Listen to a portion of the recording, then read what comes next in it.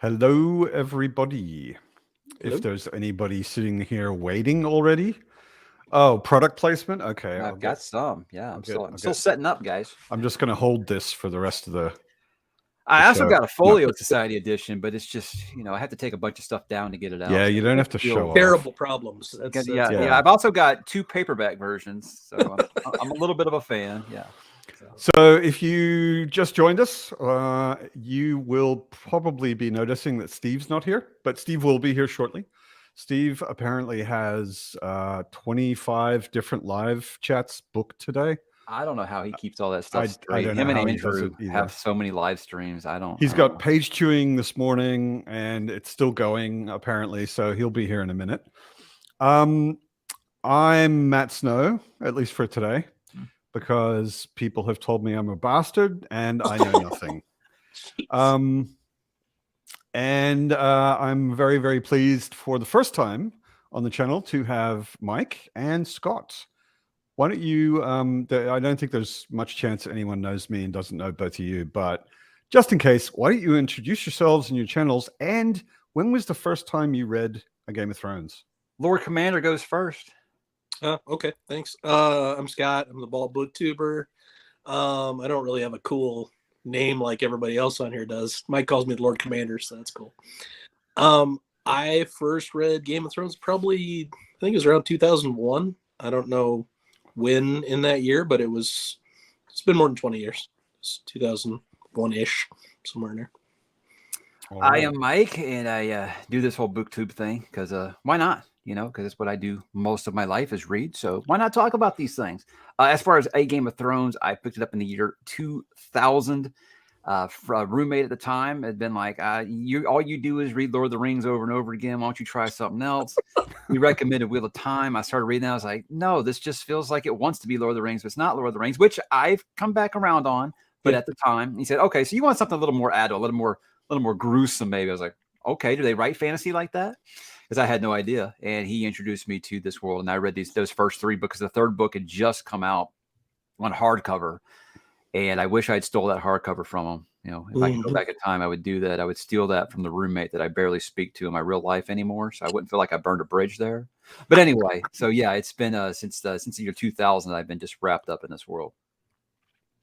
All right, and I'm Matt. If you're here, you probably know my channel already. I read this also around the early 2000s sometime. I don't remember exactly. And I always have this problem with series because I've been reading fantasy for like 40 years. I get the first book and I'm really excited and there's nothing else. And then eventually the second book comes out and I don't remember the first book anymore. So I reread the first book and then I reread the second book, and then the series comes out on television. And I'm like, I should probably catch up on that. And I think I've read A Game of Thrones like 5 times now because I just keep sort of going back and rereading the whole thing. Yeah, so I replaced Lord of the Rings reread with the first 3 books reread of this for years. Yeah. And then, until Feast for Crows came out. And then I read all those again before Dance with Dragons came out. And now I'm doing my first reread, I think, since the show, before the show came out. So yeah. It's exciting times. Yeah, no, it's the same with me. Like when I heard the show was coming out, I was like, okay, I want to have a clear picture in my head of the books before the show starts. All right. So I went back. I think when the show started, it was only 3 books were out. I think no. Maybe 4. Actually 4. Dance with Dragons came out around the time of the season finale of season 1, and that's when I was like, oh yeah, no problem. He's going to get this done before they get to season 6. Famous last words. Yeah, I was kind of hoping we could get through the whole live chat without casting aspersions on George's ability to publish. That's one of the reasons, I attached myself to Scott so early, because he was the only other fan of the series I know that didn't just bitch about that the books aren't done. He just would talk about how great the series is, and I felt like I needed that in my life. And that was around the same time where I had kind of been like, you know what? Who cares? I mean, yeah, it sucks. It sucks that it ain't complete, but I was like, dude, what we've got is 5 amazing books in a world I can't get enough of. So I'm just going to appreciate what we did get. Yeah. I want to fanboy just briefly, and then I'll switch over to just giving him a hard time constantly. I basically have a channel because of Mike. Oh, And my thanks about first that. Friends on Books, Mike was invited, actually. Mm. That was kind of a thing where I was like, okay, if I'm going to do Friends on Books, I'm going to invite Mike, definitely, to start with. And Mike was like, yeah, I don't really have time. So I did 4 Friends on Books without Mike, and finally got him on here. But I wanted to say thank you, Mike, for being old and talking in a relaxed way, because I thought I can do that, and I'm also I'm old. so glad I agreed to join this. Now he's paraphrasing a bit, guys. When he asked me first, he asked me to do a Malazan one. That's not the whole truth, but it was like I had like 4 scouting events, Boy Scouts events, that because I have 2 kids in Cub Scouts, and we actually had like a camp out. And I was like, I really can't right now, but get back in touch later, and we'll get together later. And literally like 3 weeks later, I told him, hey, I'm free now. And he's like, okay, I think I can get you in February. So I don't think he's been struggling to find guests. So that's the whole story. But thank you, Matt. Thank you for your patience. I appreciate it. I'm actually considering, because there are so many awesome booktubers that I've found in the meantime, I'm considering doing like a Friends on Books twice a month. Nice. But at the moment, I've only got once a month. So when you had written me, I just planned 2 more. So anyway, you're here now. I suppose it's a really typical, boring question, but who's your favorite Game of Thrones character other than Tyrion? Because everybody says Tyrion. Every time I see someone do one of these, they're like Tyrion. Yeah, it's hard to pick against him. You go first. Yeah. Yeah, well, I'm glad you put in the qualifier, because it would have 100% been Tyrion. He's my favorite character. He's everybody's favorite character. I don't know anyone who doesn't like Tyrion. That's not even just Song of Ice and Fire. He's my favorite character, period. So in books. Yeah, in books. Ever. As far as second favorite are we talking just Game of Thrones or the whole series? We're sticking to this first book. Okay. To start with. Excellent. I'm just buying time, really. That's why I asked. I would say say in terms of an arc, I would probably go with Sansa. I have to yeah, definitely not Sansa. Sansa's not anybody's favorite character. I have to think through whether I'm thinking of a point of view specifically or just a character. I think it's probably an interesting qualifier as well. Let's talk about that in a minute. Yeah, I think it's probably Daenerys. She's been one of my favorite characters in the entire story since I read it the first time. Why? I love her arc. I love her arc from this kind of gullible and not well treated by her brother or anyone else. Yeah, she's property character, and then at the end, Mother of Dragons. I really like that. And then I'm 100% excited about what is forthcoming, because I like her stuff in Clash and Storm even more. So I think if I had to pick just one that's not Tyrion, I would probably be Dany. All right. Mike. I usually want to go with Ghost because it's a cheat, but that is a cheat. When I read it for the first time, and I wasn't used to what this kind of story was going to dictate, I think I latched on to Ned Stark like everyone, because that's your traditional fantasy story hero that you're going to follow this whole series, right? So everything that you liked about Ned, I mean, honorable to a fault. He knew it was his duty. He didn't do it because he wanted power. He was doing it because it was his duty. That's the kind of character I think a traditionalist in fantasy. That's what we kind of latch on to. So I really did, obviously. And so, of course, what happens to Ned? Like, what the hell? What am I reading here? But on this most recent reread, I really attached to Samwell Tarly. And I think the reason is because, like Samwell, I had the whole thing where didn't have the best situation with parents growing up, divorced family, mom worked all the time. Brother couldn't stand me because we were 6 years apart in age. So you just kind of buried your nose in books, so that's kind of, I found a lot, and I was overweight, so there was a lot of things. And like Sam, I wanted to be a wizard, so I mean, it's just one of those things. I felt like, wow, I feel like if George kind of wrote himself in the story with Sam, I feel like he kind of wrote a little bit of me in that character too. So, and I think it's a part of it is also knowing things that are to come for Sam without spoiling anything. Mm-hmm. But in this book, I could say like his story about how awful his dad was, really just like, not that my family situation was that bad. It was more of like abandonment issues to me, but it was just like, I don't know. I felt really relatable to that character for those reasons. Sam's awesome. It's a good choice. High five, Mike. Fat smart kid. Yeah. Yeah, I was a fat smart kid. I also, and I was a single kid, so I didn't have a brother who ignored me. I just didn't have anyone to do anything with, and no father and a busy mother. So I also totally relate to Sam. I was, I the first sort of introduction scene with Sam, where they're all fighting and they're just beating the crap out of him. Yeah. I was like, okay, that didn't happen to me exactly, but I was always the last one who got picked for sports. Yeah. Mm-hmm. I was tall, so and I got picked first, and felt- then they realized I sucked at them. So Yeah. they're like, "What the shit, man?" I was also really tall, which kept a lot of the bullies, like they left Yeah. me alone. I've been like 6'1" since I was 12 years old. So it was always like, I don't know what the big guy can do, but once they figure out that you're useless, then you never get picked for sports. So Theo says fat smart kids unite. Yes. That was it, man. Sam was pretty cool.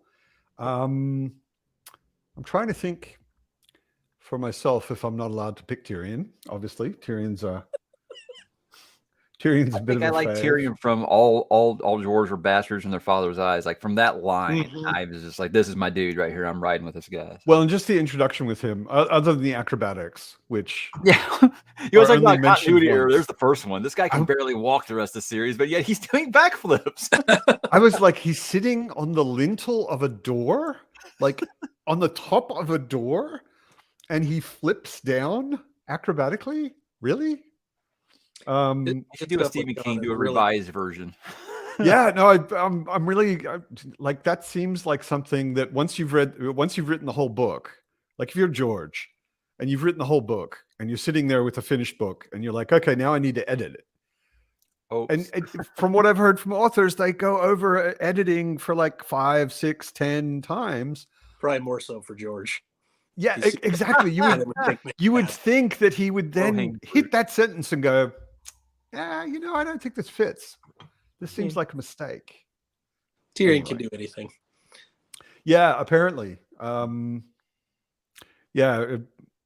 With Sam is Tyrion's George's playing self-insert. pool, you're better when you're drunk. Tyrion's always drunk, so he can do anything. See, that's the life mantra I need to use. Just be drunk the whole time, and you'll excel at everything. Yeah. I think by the end of the book, maybe one of my favorite characters, and this is probably an unpopular opinion, was Jon. No, a lot of people were down with Jon at the beginning. Yeah, for sure. I almost chose that as my answer, but I went back and forth. So yeah, no, at the beginning, Jon is actually, like, especially when he first arrives at the Wall, I think George does a really good job of showing that Jon is basically a spoiled castle brat, even though he hasn't been taken very well care of by his mother and all of that. But like, he sets it up right at the beginning where you're just like, this guy's a bit of a dick. He thinks he's better than everyone. He's showing off. He doesn't have any sympathy for anyone, even though they've had much harder lives than he has. You mean when he got to the Wall? Yeah, when he gets to the Wall, and he's. I didn't get that when he was at House Stark, but yeah, once he gets to the Wall. No, the first fight scene with when he's bullying Pip and Grin and stuff. Yeah, exactly. And then you're kind of like, yeah, this guy's a dick, but I just thought the way he built that up, like, Jon is kind of a dick. He's bashing around poor kids and whatever, and then Sam gets there and he switches to, okay, I get it. I still feel like he was still kind of dickish up until Maester Aemon gives him that conversation later in the book. I feel like that's where his character completely changes for me. It was talking to Aemon about, what you can and can't do for family when you're at the Wall. That's your family now. And I think that's when it was really clicked for him. Yeah. You've Aemon's taken awesome. a vow. Aemon was very cool. That blew my mind when you found out who he was. I was like, what? Yeah. I didn't. Yeah, the first time I found out he was Targaryen and directly in the line of succession and stuff, I was like, abdicated. Yeah. Wow. Yeah. Good stuff. Crazy. That's something I was thinking a lot about, because I just reread it just this last month with this big reread. It was really present in my mind how much George writes based on surprises. Like, his stories, there are these huge shocks and twists and whatever. How do you guys feel about like reread? I mean, of course, you're not going to be surprised. Like, sorry, Ned dies at I the think end. I actually pick up something new. I always say every time I read these books, because part of it is if you've read the rest of the books are out there, you pick up new things, obviously, because where kind of like what I'm doing with Red Rising right now. It's like, oh, things I didn't like initially, I like so much more in this one because I know where he's going with this character, kind of thing. So Right. I think things like that, like things where I would find Jon or Daenerys a little bratty, and I think about what would you be like in that situation, man? Like people all the time about like, oh, all Sansa does is whine. She's lived a life of privilege, and then all of a sudden, overnight, it's gone. How would you react? All of a She's sudden, 11 your life of privilege to like you're a freaking slave and you're getting beat up all the time. Yeah, I think you would act a little different too. So I think you have to kind of, as an older reader, think about what would you like when you were a teenager if you had that kind of lifestyle. Obviously, as a teenager, you're already very obnoxious. I think we can all admit that now, looking back at ourselves. You can look back at yourself as a teenager and don't think you were obnoxious. You had a much more level-headed life than I had. But actually, you're probably just not very self-reflective. Right? Yeah, exactly. You really are stubborn in your older age. But yeah, I think that helps with me a lot on rereads. Fashionably late. I'm so sorry. Here we are of House Baratheon. I blame AP. It's his fault. So I understand that, man. AP, I love him. Woo, it's hard getting him to stop. A lot of things are AP's fault, especially if it has to do with talking. Yes, exactly. Yeah. Yes. But I just love hearing him talk, so I get wrapped up in it, and then I lose track of time. AP makes me be like, wow, you talk a lot. And coming from me, that means something. Love him, though. I love him. He's awesome. Yeah, he's great. He's wonderful. Absolutely. I'm so sorry I'm late. So now you got to ask me that opening question you asked us. Yeah. Exactly. When did you, or first of all, which house do you belong to? And second of all, because Mike's a Martell, obviously, and I'm a bastard, so a bastard from the north. Switzerland. I've given up my house. I'm Lord Commander, so there you go. Exactly. Oh, Scott nice. is Lord Commander of the Night's Watch. Man in the wall. I'm gonna send him a gold. Yeah, exactly. So when did you first read a Game of Thrones and choose a house? So I first read Game of Thrones last month. I hadn't read the books until recently. We just started the group read, but I'd seen the show. I've seen the series from start to finish 2 or 3 times. As far as the house, I think. I'm not sure which house you guys. I don't want to pick. You've only read the first book so far. Only read the first book. Okay, all right. Yeah, I have the second book this month. But if I had to choose a house, I think I would probably pick Lannister. Oh shit! Hear me roar. All right. Yeah. Wow. Do you always pay your debt? Yes, I do. Steve Lannister always pays his debts. Man, I wish we could queue up like the Reigns of Castamere now or something. Yeah. Don't want to get copyright strike. I should have prepared it. Damn. So why Lannister? I love Tywin. He's one of my favorite characters. I just love his ruthlessness and he's very capable, and he's like the old crotchety. Outstanding. He's outstanding. I love him. He's probably my favorite character in the series. I think everyone wants to say Stark because they're like the heroes kind of, but I don't know. That's boring. Let's go to it's much more interesting over there in that. Yeah, I think for modern fantasy readers, that would be the way you go. Yeah, that's boring. I don't want the little good guys. But if this was your first step into this kind of fantasy, you'd been like, what in the hell? So yeah. I get that though. That's good. Damn, favorite character Tywin, and you want to be a Lannister. You look a lot more like a Baratheon, but and they say the seed is strong. So yeah, you never know. Black of hair. I'm not sure how black of hair happened if you're a Lannister. Yeah, I don't know. There was some sibling stuff going on. I don't know what happened. I don't ask. It's just what it is. Yeah. Does Robert have a sister we don't know about? Maybe. Don't ask questions you don't want the answers to. Yeah, there's some questions you really don't want to know. So I just keep quiet. Yeah. No, absolutely. So some people are like totally agree with you. Awesome. Yeah. Yeah, I did a video a while back, just my favorite Song of Ice and Fire characters, and like half of the comments were people like, how could you say Tywin's one of your favorite characters? And the other half was like, hell yeah, Tywin. Oh yeah. Yeah, it's divisive. Mark of a great character. That's right. Yeah, exactly. Character. It's funny, like I kept thinking like we're only actually no, that's not bad. We're 20 minutes in and I haven't mentioned Malazan yet. So Oh, well, pretty good. Yeah, we're doing pretty good. Not bad. But I'm only tangentially mentioning the Lazen. I keep thinking with reading these again, he does something that Erickson does all the time as well, and a lot of fantasy authors don't, which is show you a villain and then explain them so that you can't just hate them. You know, it's really, really common that, for example, I was watching the stream yesterday with Scott and a bunch of other people. Yep. And I was thinking, you know, I actually feel pretty sorry for Viserys, for example. I mean, Viserys was horrible, right? But, well, I'm not saying I like him. No, it's what I said about Sansa. You've been raised I'm not as saying noble, he's a and then all good of a sudden guy. he's gone. Yeah, sure. Yeah, I mean, Viserys is a traumatized kid. You know, he has never had a home. He was almost killed when he was a baby, basically, and he's been shuttled from place to place. And the only thing he's got going on in his mind is his dream.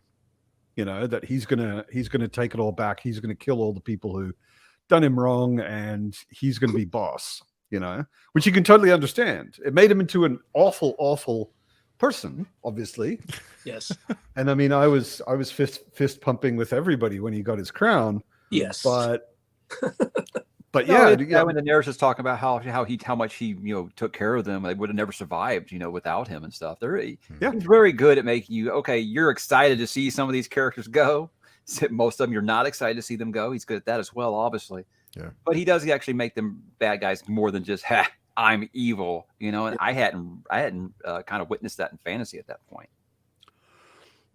Yeah, no, I mean, this was the first fantasy I read. I mean, I'd been reading fantasy already for a long time, and most of it was pretty not like ripping off Tolkien or anything, but had a morality in it similar to Tolkien. You know, there is something evil, and it's just you're allowed to just hate it and want it killed. Right. You know, and the good guys are just good. Yep. And this was I think the first, whenever it was, 2000, 2001, the first thing I read in fantasy where I was like, oh, these are real people and they're all horrible. Like there isn't anybody good in the entire book. I say Ned, but yeah, that's about it. One with missed the head. Not even Ned. Like if Ned was actually interested in what was best for the realm, he wouldn't have supported Robert being king, because Robert's a horrible king. This is loyalty, though, right? I mean, yeah, it's loyalty to a friend, but he's not. Well, I think that's got to think about. Well, them. I've got to remember what it was like before. At least he's not going around nuking everybody. Yeah. So I think that's a little more what it is. But with Ned, it's like, to me, it's loyalty to a fault.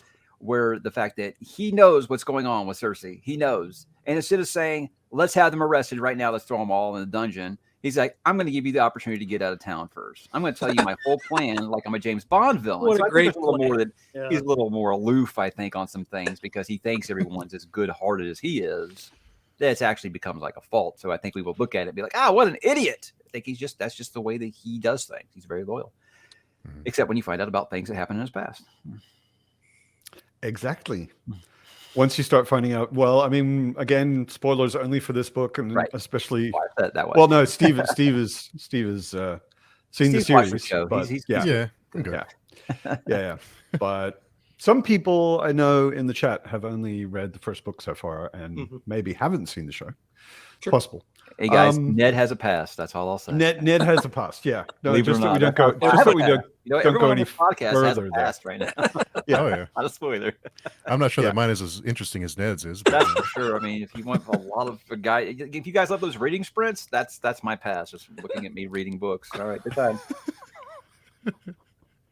Reading sprints. The first time I ran into reading sprints, I was like,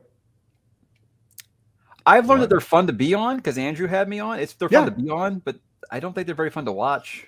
I don't know. I mean, the conversations for me when they're doing the talking between the reading. I know you're supposed to read at the same time they are. I guess. I don't know. Yeah. But I mean, I was just thinking, like, if you had told anyone 10 years ago that people would be doing video streaming so that Oh, they could sure. read I a book remember. together. Yeah. Everyone would be like, why would you do that? Yeah. I guess there's crazier Well, I things you mean, can be if you streaming. told me 10 years ago that people would enjoy watching people react to movie trailers, I told you were nuts. But apparently, there's a huge market for that. You know? Yeah. Watching people break down and cry watching movie trailers. Those are- Or listen to people talk about books. Can you believe that That's one? true. Yeah. Well, people have been doing that for a long time. Like Yeah, I just learned reading about long ago. people Yeah. reacting to books anyway. Sure. But yeah. So Scott said something earlier, which I thought was interesting, because you were kind of differentiating between POV. the idea of like your favorite character as opposed to your favorite POV. Yeah. Probably my favorite POV to read in Game of Thrones is Catelyn, and I don't like her character at all. But I love everything we learn about Rob. I love all of kind of the background stuff we get with Catelyn. I think it's great. But I don't like her. I just happen to like everything that's going on in her POV. I know there's so much Catelyn hate. I'm okay. I feel like how would any other mother react? Like obviously, I feel like we were already poisoned against her when we see the way that she treats Jon. Okay.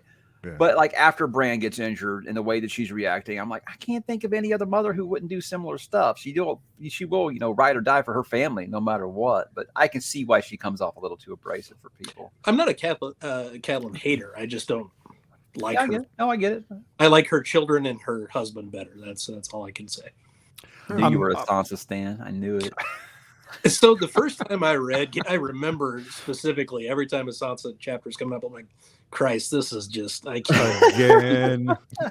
And I've come to appreciate her chapters a lot more with each reread. So I'm interested, actually, Steve, what you think of Catelyn. I love Catelyn. She's another another one of my favorite characters because just imagine the position she's in this, her son is almost dead. Her husband disappears to be the hand of the king. She's all alone.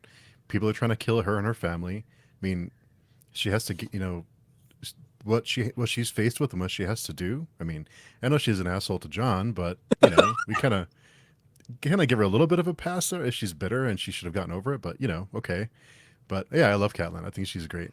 I think we're alone on an island, judging by the comments here, Steve. They're not. It's not very pro Catelyn in the comments right now. No. Yeah. Yeah, there aren't a whole All lot I'm saying of is people that live in the lovers. cold usually are a little more feisty, So in the north, it's a little cold. Yeah. Yeah. But she's fighting for her life and for her family. I mean, it's what Come on, where she like could she be? stops the blade with her bare hands. That's gangster. That's hardcore. She is a badass. yeah, it's Yeah. hardcore. Like she doesn't always make the best decisions, but she is a badass, no question. I the whole thing with Tyrion, it really jumped out at me when I was reading it this time. I was like, why do you just needed a bad guy? How stupid do you think the smartest person in the book is? Like, I think that's one of Tyrion's strengths. he's at your house and he uses his dagger and gives it to a hired assassin? Really? Well, and the fact that in order for him to have the dagger, he would have had to bet against his own brother. Exactly. He would never. Which would never happen. Ever in a million years. He'd have betted for Jaime against the Mountain, man. He would never bet against Jaime. Yeah. So she should have thought that one through more, obviously. But she just needed a villain. She just needed one. Yeah. Well, and in a way, George needed a story, like because the whole thing kicks off from Catelyn taking Tyrion. I remember when people were watching the show and people were like, "Mike, you carry on about this, but this show is dull, man. What do you love so much about it?" I was like, "Just wait for it." And it was all just once wait they until started Cat going to the takes veil. Tyrion. Everyone started all of a sudden. This show is amazing. I was like, "I told you." I just rewatched season 1. Incredible stuff. I can't get enough of it. I'm willing if she is. Such a great line. Yes. Yeah, man. Yeah, they don't like Cat in here. Yeah, no, I mean, I totally understand her motivation, right? I just think she makes some very stupid decisions, but she's married to the right guy for that. So is she more capable than Ned? I think she knows how to use like her family lineage and her name and her power in that region a lot better than Ned. Ned would never take advantage of that. He would never, I'm bored to the north. I'm going to do this and that. And he would never do that where she's got no problem swinging that power around. I would say that she has fewer limitations than Ned. Well, like when she Like- goes at N, what does she use? Oh, every family alliance I got, I'm going to use. Yeah, it to my exactly. advantage right now. Everybody I'm here gonna make- owes my family. I'm gonna make them Take the dwarves. question their oath if they don't help me right now. So I don't think Ned would ever do that. I Yeah, don't the want to put him in Riverlands that are really position. known for their loyalty, so that makes plenty of sense.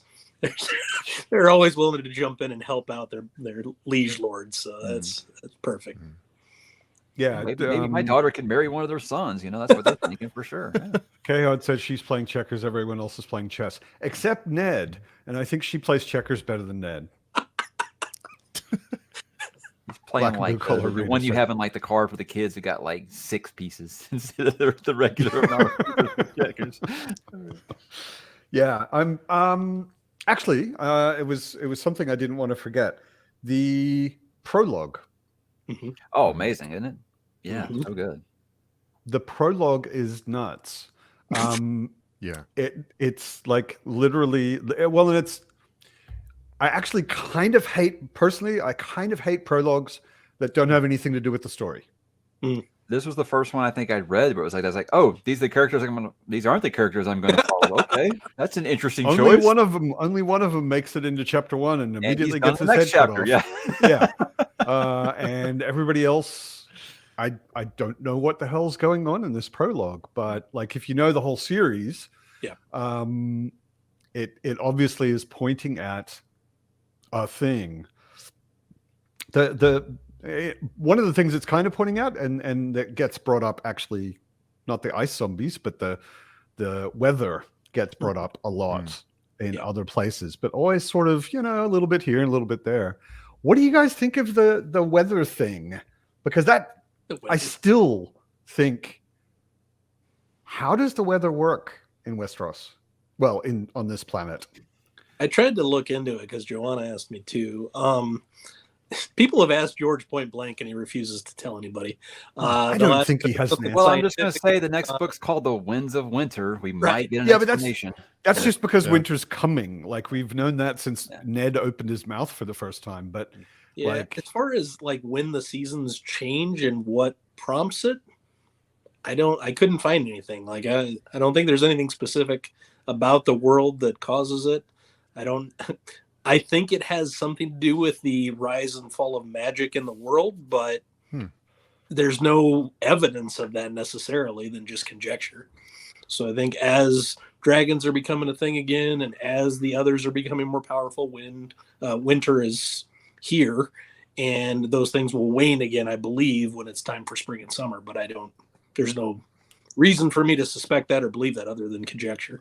Climate change. Climate change. Must be.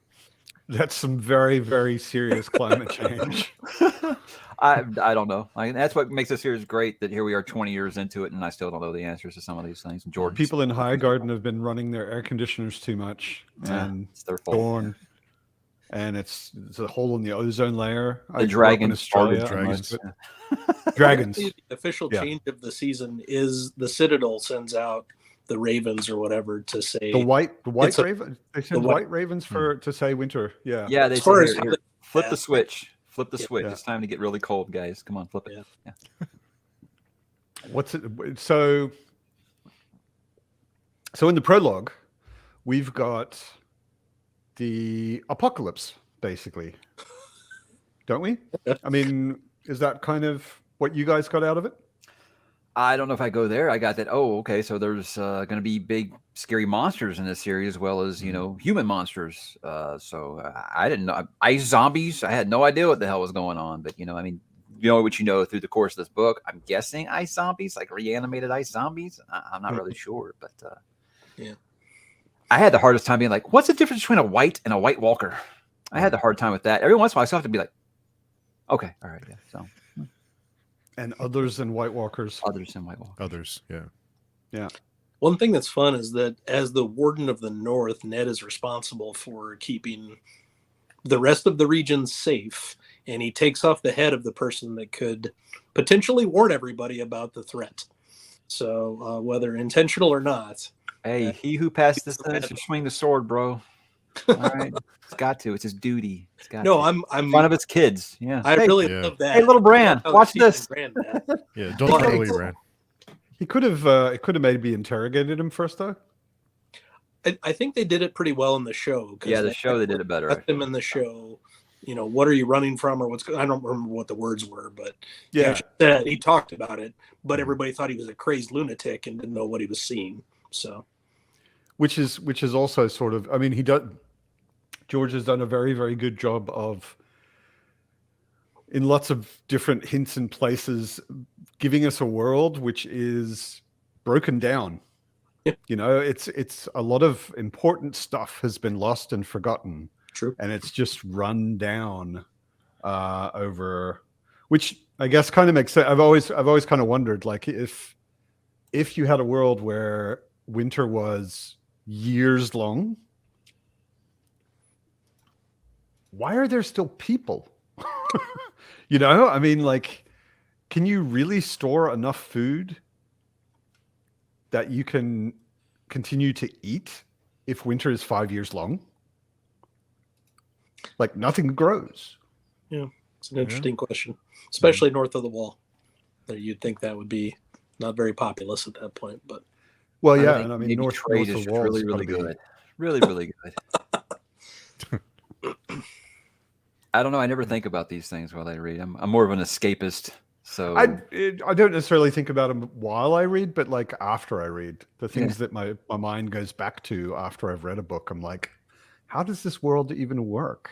That makes me think of like when my wife was playing Skyrim. She's like, "Oh, they got this castle this big. Why don't they have like all these like farms and stuff out the front? How do all these people live?" I've never thought of that once while I was playing Skyrim. I just wanted to, find that Nern root, the ninth one that I needed to make that concoction. So I don't know. Oh, hot take here. The ice zombies are the worst aspect of the story. Zin continually says this. I continually say he's wrong. Yeah, no, I agree. He's wrong. Love him anyway. I liked it because it was like trying to explain that, look, while we sit here and squabble amongst ourselves, we're going to have to eventually band together because this shit that's coming, it don't care about who sits on a metal chair, as Drogo would say, So are the ice zombies the worst part of the story, or are they used incorrectly? Would you enjoy them if they were used differently, or if they were integrated? Well, I think in if the the story story was complete, I think maybe we'd have a real answer for that. Yeah. But I think the way he rolls it out in the first 3 books, I think it's really, really good. Then we kind of stall because the way that 4 and 5 was broken into different, the same story concurrently. I think that kind of slowed down the whole thing about the White Walkers. So that's just my take on it. So I think if the, like I said, if the series was done, we could see where he was going with it completely. Maybe I think I personally would have a better answer. But through the first 3, I think it's really, really well done. Presumably, Winds is going to have some ice zombie stuff. You would think. It kind of has to. Yeah. I think after taking so long to get it out and then putting it out and there are no ice zombies in it, I think his fans would actually locate his home and give him a little beating. No, I mean, they always seem to be, especially in this first book, because they're only really mentioned at all in the prologue. It always seemed to me kind of like a here's the real problem in the world. And all of this other stuff people are doing is idiocy. All of these idiots down south of the wall are worrying about who's sitting on a piece of furniture, and meanwhile, the apocalypse is up here. But that's just Grumpkins and Starks, as everybody says. So yeah, nobody believes that it's theirs. So even the smartest guy in the book, correct. Specifically, the smartest guy in the book. I don't know what a Grumpkin is, but what are you going to do? Snarks are just snarky people. Yeah, I think, but Grumpkins, I'm not sure. You go down to Dorne for a little bit, you'll find some snarky people down there. Represent. Yeah, we don't get any Dorne yet. Our wine is the best wine. Yeah. They're a little snooty. I love them, but they're a little snooty. Yeah. I want to know how people in the desert make wine. Trade's really good. Just continue to say that. The trade's awesome. They buy grapes and then make wine. They go across the stepstones, find some good stuff in Essos.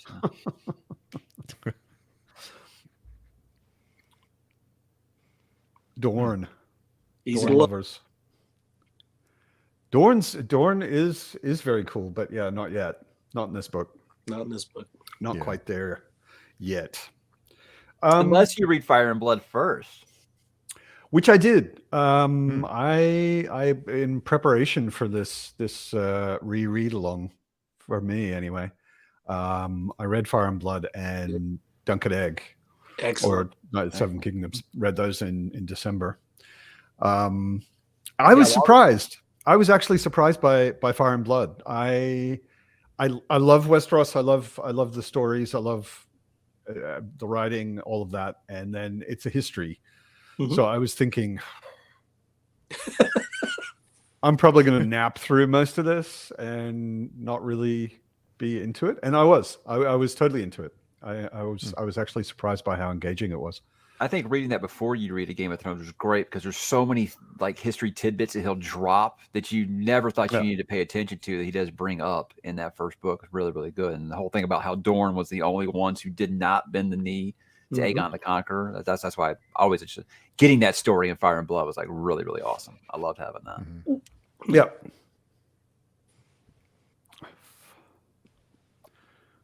Feast is great.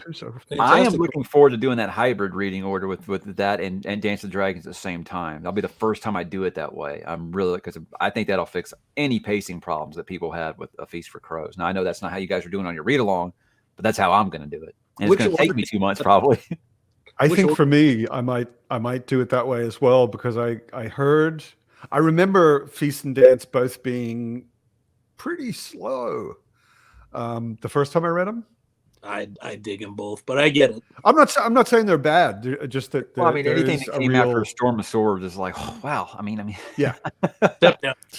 Yeah. Which order did you settle on, Mike? Because there's like 3 different of those orders. I still haven't decided. I figure I got a couple months to figure it out. I've been doing the research. Like, there's a lot of Reddit threads and stuff that people, and they talk about, because there's a certain reveal that happens. If it happens too early in this version, and it doesn't happen on time in this one. So I don't know. I'll let everybody know which one I'm doing before I do it, for sure. I heard, I don't know how correct it is, but I heard that he basically wrote one book. Yeah. And his publisher said, no, Too fuck long. that. Yeah. That's not going to work. And he had to split it up into 2 books. Yeah, he turned in the manuscript, and it was like 2,400 pages. The manuscript was like, wow. No.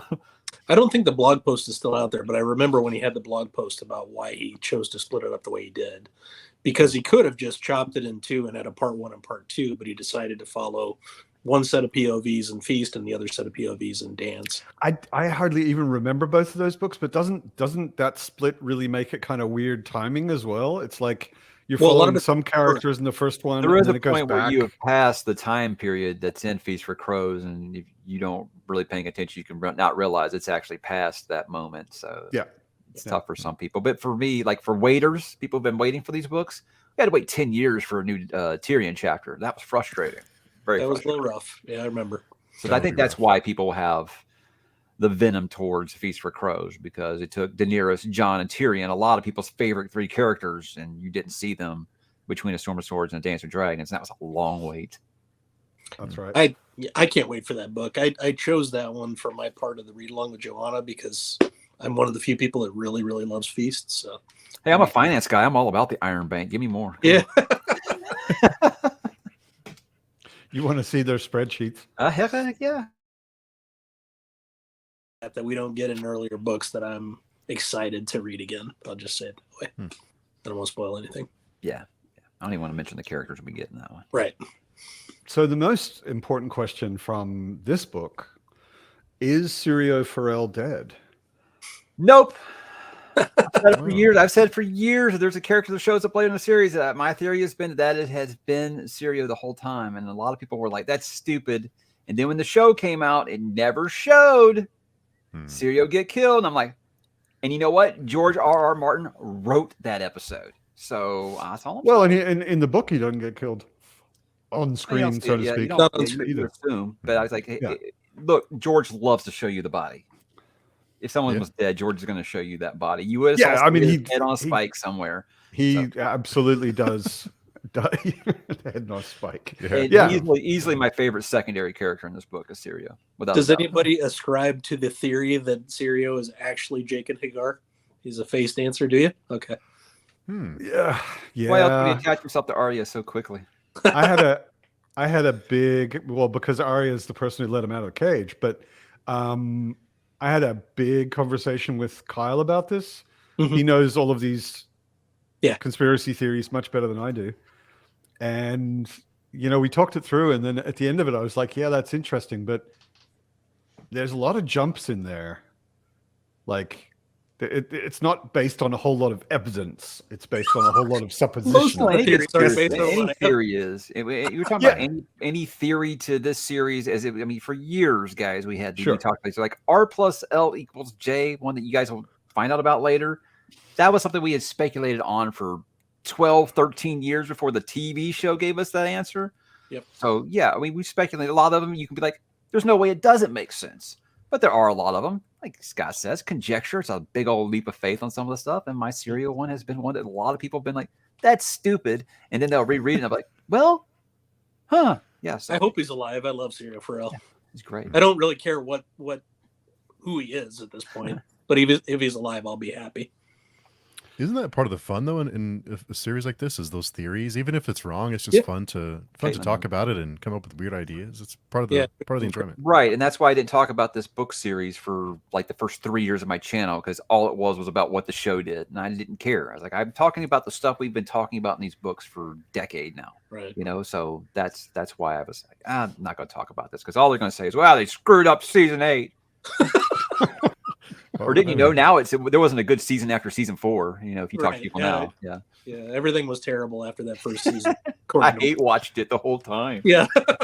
First episode was good, but man, the rest sucked.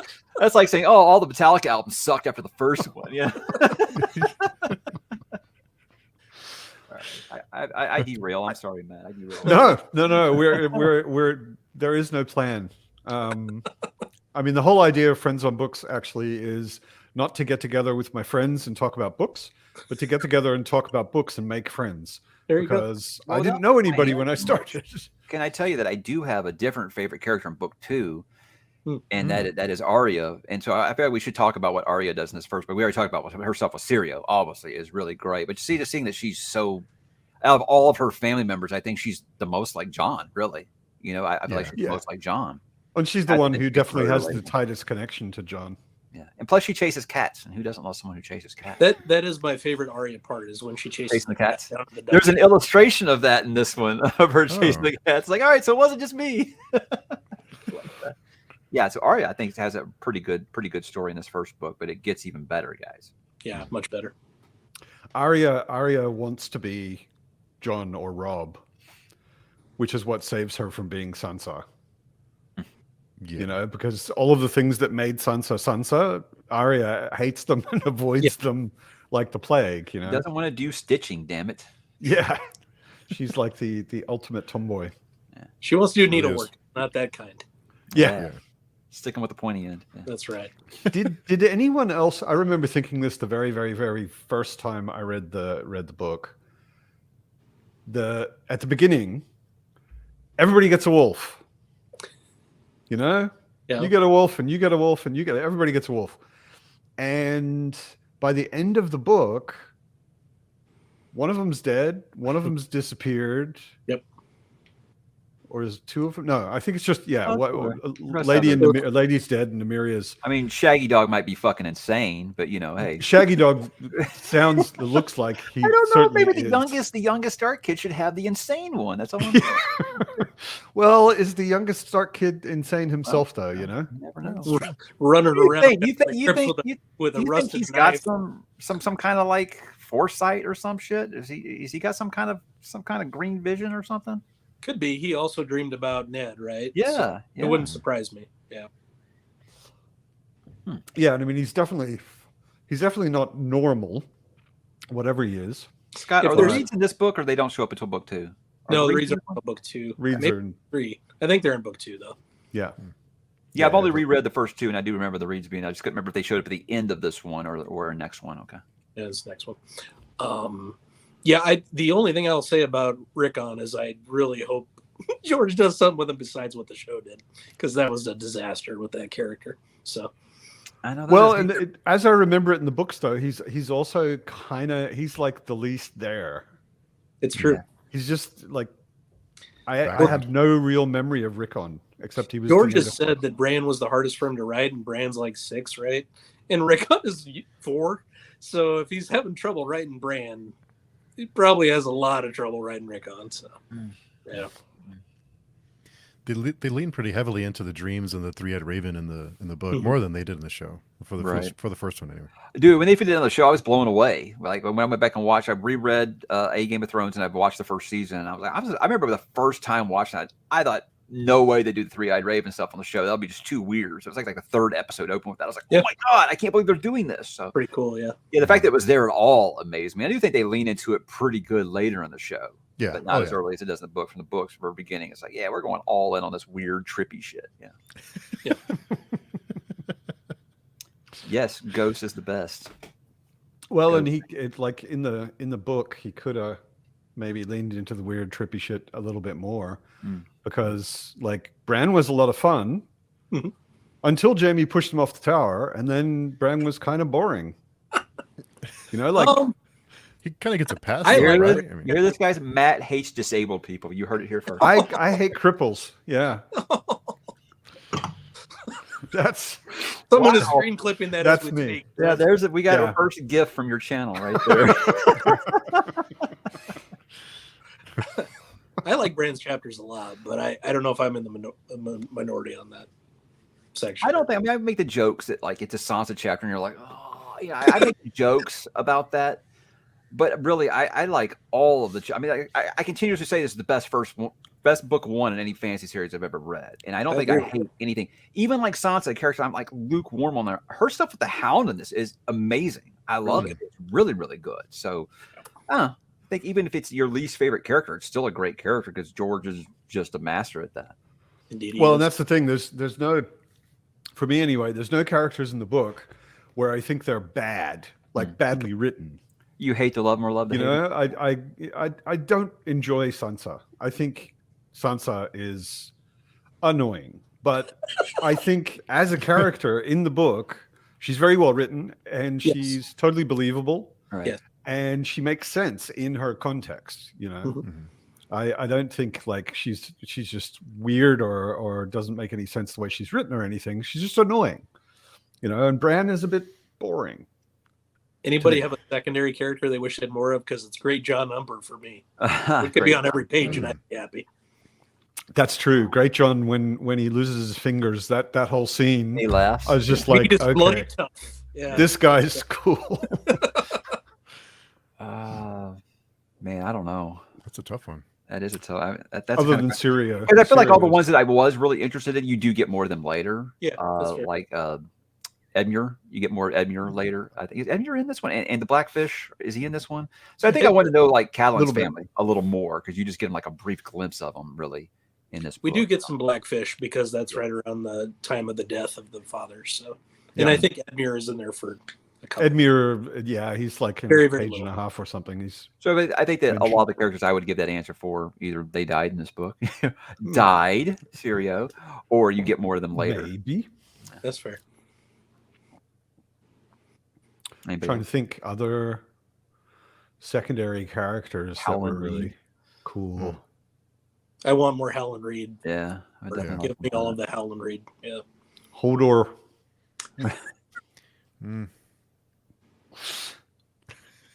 But we know where that goes with him from the show. Blackfish is great. The rest of the Tullys suck. The whole thing with Kat visiting.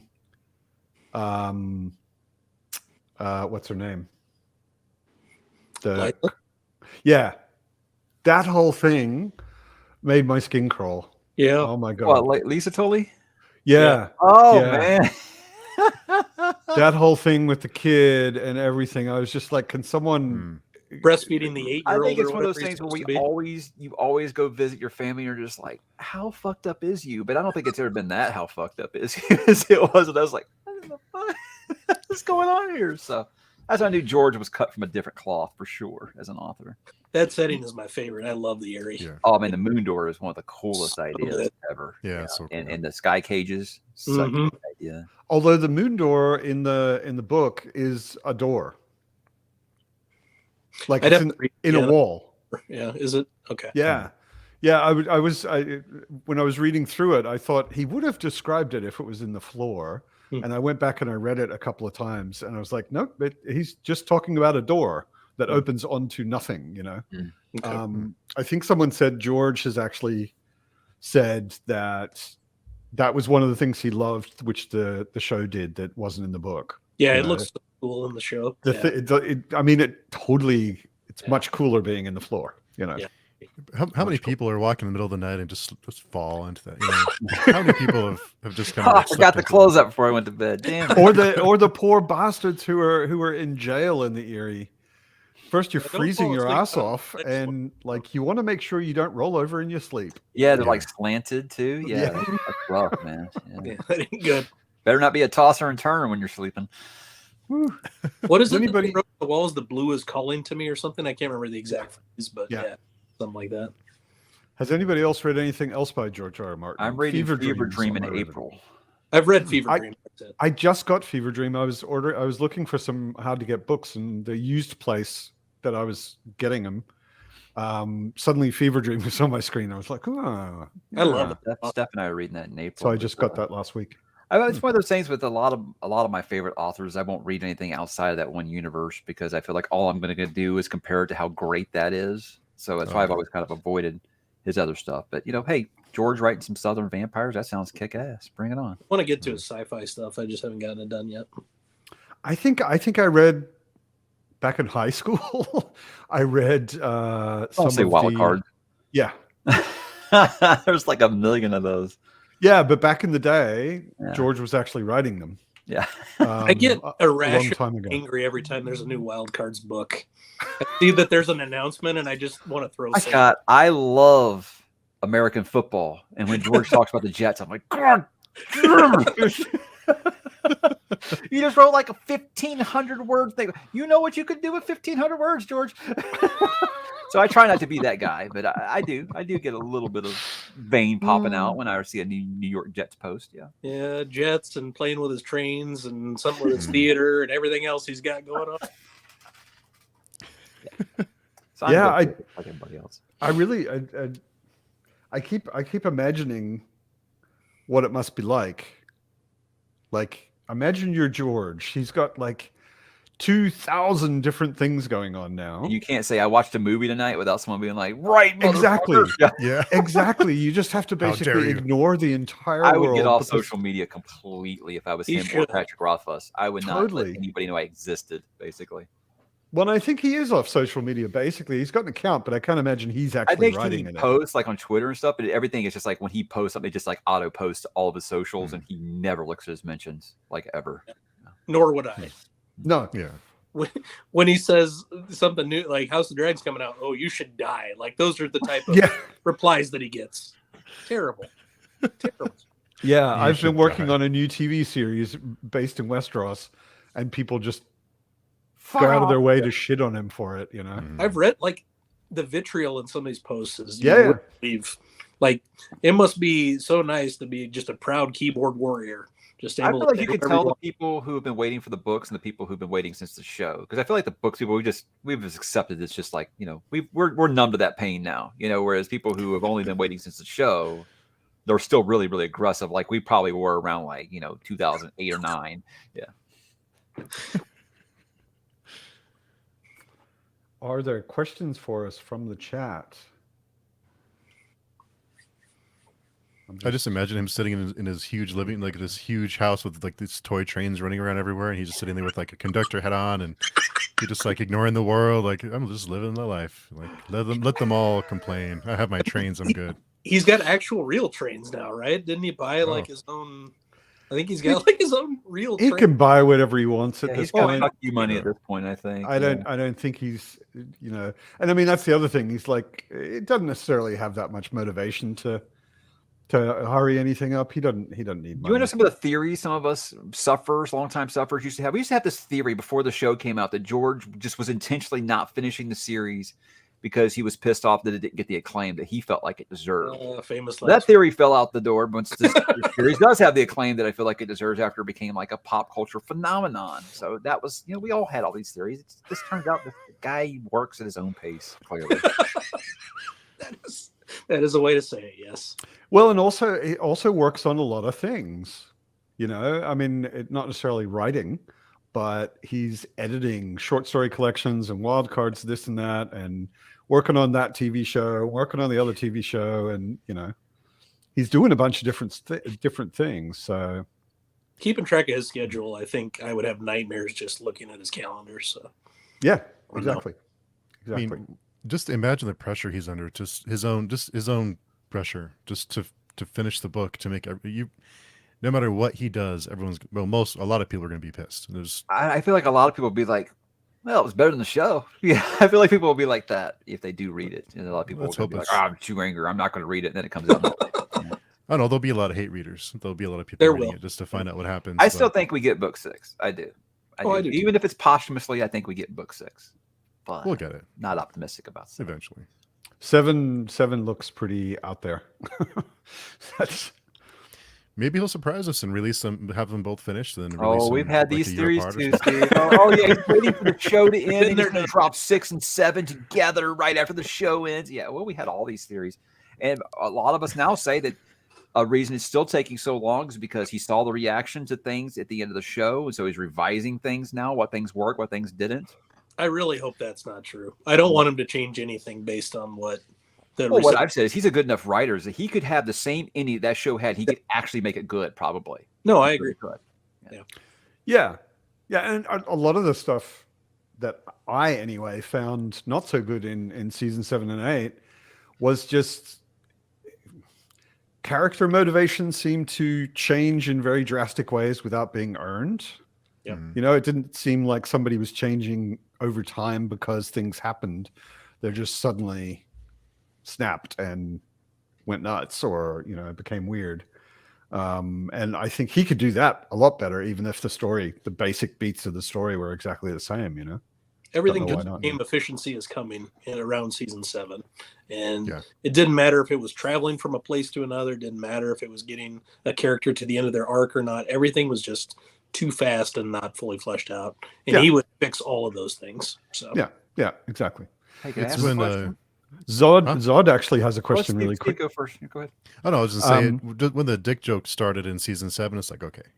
Dude, as soon as the mountain came up behind Grandmaster Purcell and Purcell farted, that was the first red flag to me. I was like, dude, this isn't that kind of shit. That was the first red flag. And you know what? I got attacked for that. How dare you be negative about the greatest show of all time? I got attacked for that. So, you know what? It was smelling like roses on Grandmaster Purcell's fart. It's the worst show ever by that point. So. Now it's gospel. At least that 7 and 8 sucked.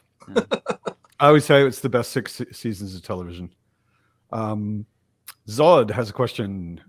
Haven't read Fire and Blood or Dunk and Egg. Which would you recommend read first? Chronologically, Fire and Blood first, and then Dunk and Egg. What you're looking for. If you want like the history, Fire and Blood. If you just want a story, because Fire and Blood is just basically a retelling of history, whereas Dunk and Egg is actual narrative story. Yeah, and it's great.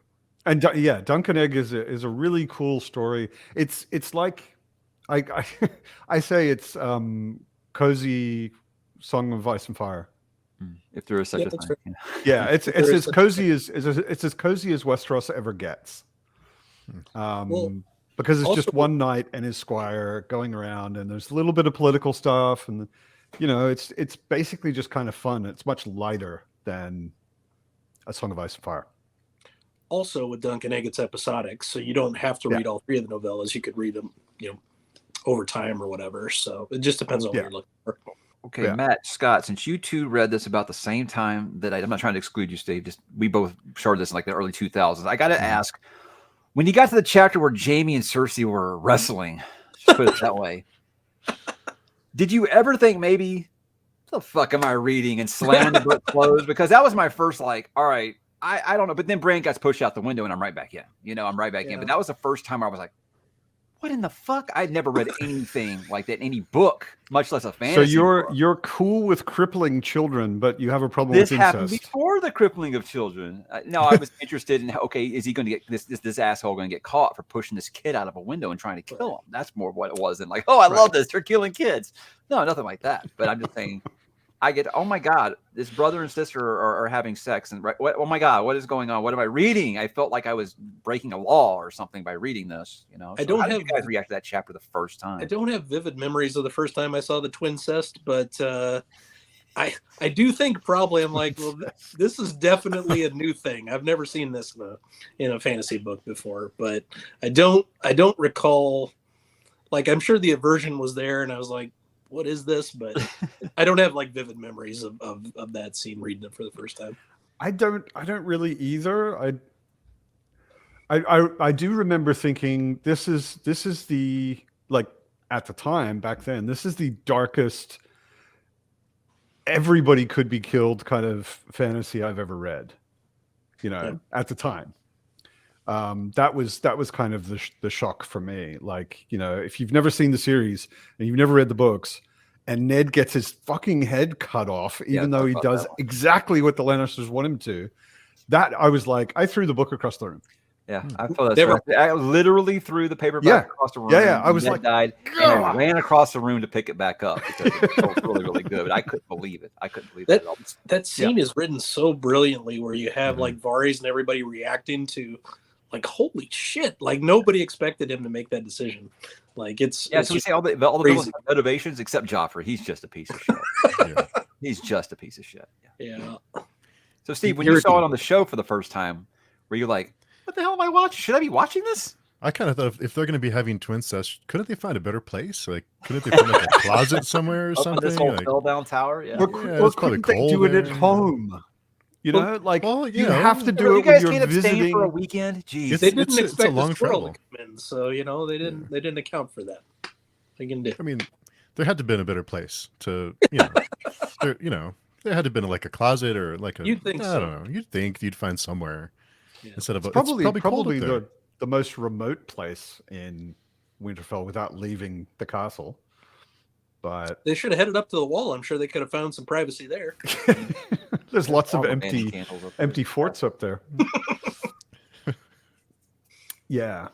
The other thing I was thinking earlier, which is interesting, I saw somebody once ask the question, whose story is it?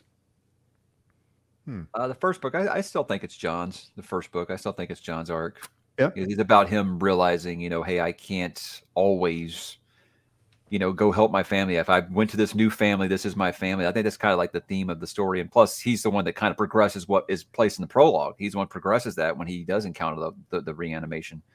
So, yeah, that. And he gets the sword. You know, he's underneath the Lord Commander and all that stuff. So I think it's John's. Yeah, that's a good answer. But a lot of people will say it's Daenerys' story, which also rings true. So I think it's the first one where I didn't feel like there really was a main character. You know, it was several main characters. The person we thought was the main characters without a head. So the one you think it is going to be, the whole series is going to be about Ned. And yeah, he'll do that to you more than once in the series. He'll pull the rug out from under you. That's my attitude. I think it was the first fantasy I had read at the time that where, like, you don't have a super clear answer who it's about. You know, whose story is it? Like, you can easily argue it's Jon's or it's Daenerys's, or, you know, well, I don't back and forth. Spoil anything, but I subscribe to the theory that Samwell is writing it all as a history, as a maesterly. I think everybody kind of believes that because it follows what Tolkien did with, you know, Samwise. I'd never heard that. That does kind of make sense. I really don't like Sam. I love Sam. I really don't like Sam. I don't like him. Wow, you really don't like Sam. You love Tywin and you hate Sam. Yep. Yeah. You're a monster, Steve. I know. I'm awful. Yeah. It's terrible. Well, maybe you're just going to have a laugh riot as the series goes along then, I guess. He sounds like, give me all the horrible shit. Pro Catelyn, pro Tywin. See, this is what happens. This is what happens when you read Malazan and R. Scott Bakker first, is you turn into Steve. Just letting you guys know. True. Yeah, you're dead inside already. Yeah. Good thing I haven't read Baker yet. Oh, it's so good. June. So good. I know. I'm going to get to it. I just don't. I can't imagine, like, reading all of his dark shit and Malazan at the same time. I haven't heard anyone who loves Malazan like you do that hasn't loved Prince of Nothing. I'm sure I will. I just don't want to read them at the same time. Yep. You know, I look forward to reading it, but I think it'd be a bit too much for me at once. I see people like, reading Wheel of Time, Song of Ice and Fire, Realm of the Elderlings, and Malazan all at the same time. Like, and you're never going to finish any of them. You know, I don't know how you're doing that. So. I didn't think that through. But anything more than that is too much for me. Yeah, that was a mistake on my part. Yeah, that was a bad decision. Reading Malazan and Prince of Aspect Emperor and Prince of Nothing together was not the best idea. That's a lot. Yeah. Yeah. Yeah. No, I've been reading like a Malazan book and then a Discworld book, that kind of thing. You know, like have a lighter break in between. And Malazan this time is a reread for me anyway, but yeah. I'm just catching up on comments. Talk amongst yourselves. I'm a villain. That's Steve is a villain. Indeed. Yeah, everybody's giving Steve. There has to be someone else watching. Please, I can't be the only one who's. So explain, Steve. I think you owe us an explanation. He's just always in the way. He's just annoying. He's always in the way. He's so incapable. He has no business being on the wall. He's just. Well, that's true, but it also wasn't his choice. His dad said he'd die or go to the wall, so I would have chosen the wall as well. He's the people who get other people killed. Is who Sam is. Maybe early on, but I think I don't know. I really love Sam because he is the knowledge guy. He's the one that's looking back into the lore, and so. What I said for you got here, Steve, is Sam in the story is me if I was in this world. He's me too. That's why maybe that's what books. I'm probably overeating. Yeah. I think all four of us would get people killed. Yeah, I know. Yeah. I in definitely Westeros. Would. Yeah. I'd probably get myself killed really quick before I could get anybody else killed, honestly. I wouldn't. Everybody, if you could visit a fantasy world, which one would you be? Not this one? Definitely not this one. Damn, everyone's really down on Sam. He should have chose die instead of go to the wall. No, that's what's great about this series. Everyone has a different opinion on different things. Yeah, wow. No, I know. I know what you mean. Like if I was a brother on the wall, I would want John next to me. I wouldn't want Sam next to me. Oh, sure. I don't want anyone but when the White Walkers. Yeah. I guess you could push them out in front of you, and then you buy you some time. That's true. That's true. That's I love everything I learned about watching the different factions and stuff. I think that's all super cool, and the fact that John is super upset that he gets chosen for the stewards and not as the Rangers is like that hits me hard every time. I love it every single time. And Sam is the one that has to take him to the side and be like, "Dumbass, he chose you so you're you can be being trained to be the boss." Yeah. Yeah. It could have only been a little bit better if John had gotten chosen for the stewards and Sam had gotten chosen for the Rangers. The scene where they're taking their oaths by the God's Wood is really great. I love that scene. The scene I thought was even better is when John runs away and his friends catch up to him and they surround him and repeat the vow. Mm-hmm. Yep. You know, they're all taking turns line by line, and it's just like, oh, guys, come on, let me go. Mormon is like, it was honor that took you out of there and honor that brought you back. And he goes, it wasn't your honor I'm talking about. Oh, who doesn't love the old bear, man? I mean, he could have all of them executed. And he's like, nah, boys will be boys. It'll be fine. Yeah, it took, I think the first time I read it, I didn't get that he was Jorah's father. Oh, okay. Yeah. And that Jorah was the son that isn't getting the sword that Jon got. You know, I didn't pick up on that. I was like, yeah, same last name somewhere in the family or something, but I didn't quite get it. But I love that connection as well, that you've got like Jorah on the other side of the world doing the important things over there with Daenerys. And meanwhile, Jon is being given his family sword, you know, on the wall. I love that Jorah left the sword behind before he left. And Jorah's like, well, at least he had some shred of honor and dignity to leave the sword behind. I love that. Yeah. And then in the future, Sam doesn't have any honor and dignity. and just totally steals his dad's sword. Yeah. He's like, hey, no spoilers after book 1. Listen to this guy. Yeah, sorry. I think somebody checked. I don't know that happens in the books. I think that's in the show only. That's what I'm learning on this reread is like, wow, taking 11 years between rereads, I think some stuff from the show has actually kind of invaded my mind as to what is actually canon or not. So. It was also really weird on the Discords, like, because we've got a Discord chat for just one book, but most of the people in there have seen the whole series multiple times. But some people have never read the books or the series, and some people have never seen the series, but they're rereading the books for the 5th time. And, you know, it was hard to keep track of canon at that point. You had to be really careful. Like, okay, am I really talking about just this one book right now? Right. Same thing happens with Lord of the Rings. So much stuff like that happened in the movie or that happened in the book. Yeah. Yep. Yeah.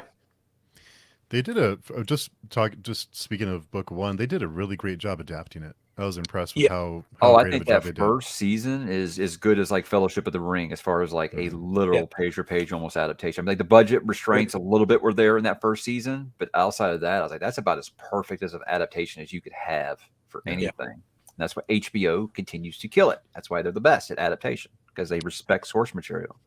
Yeah. How did Jorah end up as fucked up as he is with Jeor's father? Bad taste in women. That was pretty yeah, you get that story in book 2. Yeah. And that was something that was really great on the reread. I didn't remember that stuff with Jorah in book 2. So it's really good stuff. Damn, some people really just don't like Sam at all, do they? I found my people. You're in the right place, Steve. Bad kid that loves to read. I don't know if I could relate more closely. Yeah, I know. Useless at fighting. Pat loves to read. Yeah. But yeah, not much use on the wall.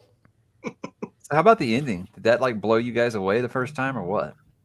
Yeah. With the dragon. I mean, did you have this idea that dragons used to be here? And I'm thinking, she's just got these useless ass rocks. That ain't nothing special. She got so whoever bought those got Lirio, he got hosed. Those aren't real, you know. So I think that will, because I didn't think it seemed like it was almost like a deconstruction of traditional fantasy in a way where I was like, okay, we're not going to actually have magic. We're not going to actually have dragons and things like that. So when you did get those things, like, okay, so you got Mary Masdor, who is clearly a witch, and then you get a dragon at the end. I was like, okay, so maybe this is going to be a little more traditional than I thought it was going to be. So yeah, really, really surprised me. And thankfully, I had a Clash of Kings right there waiting for me when I finished that one. And I read all 3 of those first 3 books in a matter of like maybe 5 days the first time. Wow. Rip through them. The first time I read it. Sword of Swords, you will not be able to. Everybody looks at Sword of Swords like, that book's too big. You'll read it longer. Yeah, it's so good. Yeah, it goes quick. When I first read this, it was actually probably before the 2000s. I'm just looking. It came out in 96. Yep. And I read it. I might have read it in 98 or 99. The second one wasn't out. And that was so annoying. You know, like it's exactly the kind of book. The only book I know that's more like you need to dive into the second one immediately is Hyperion. This one, you know, that last line, for the first time in hundreds of years, the night came alive with the music of dragons. Good. Like I get goosebumps just reading it, and then read that, and then like. That's it.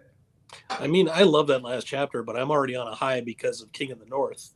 So the chapter right before that is everybody pledging loyalty to Robb. So I love that chapter. Yeah. No, the way they did that, I remember because I'd read the books already when I saw the series, and they get to that, I was just like goosebumps all over for half an hour. It was just like, wow.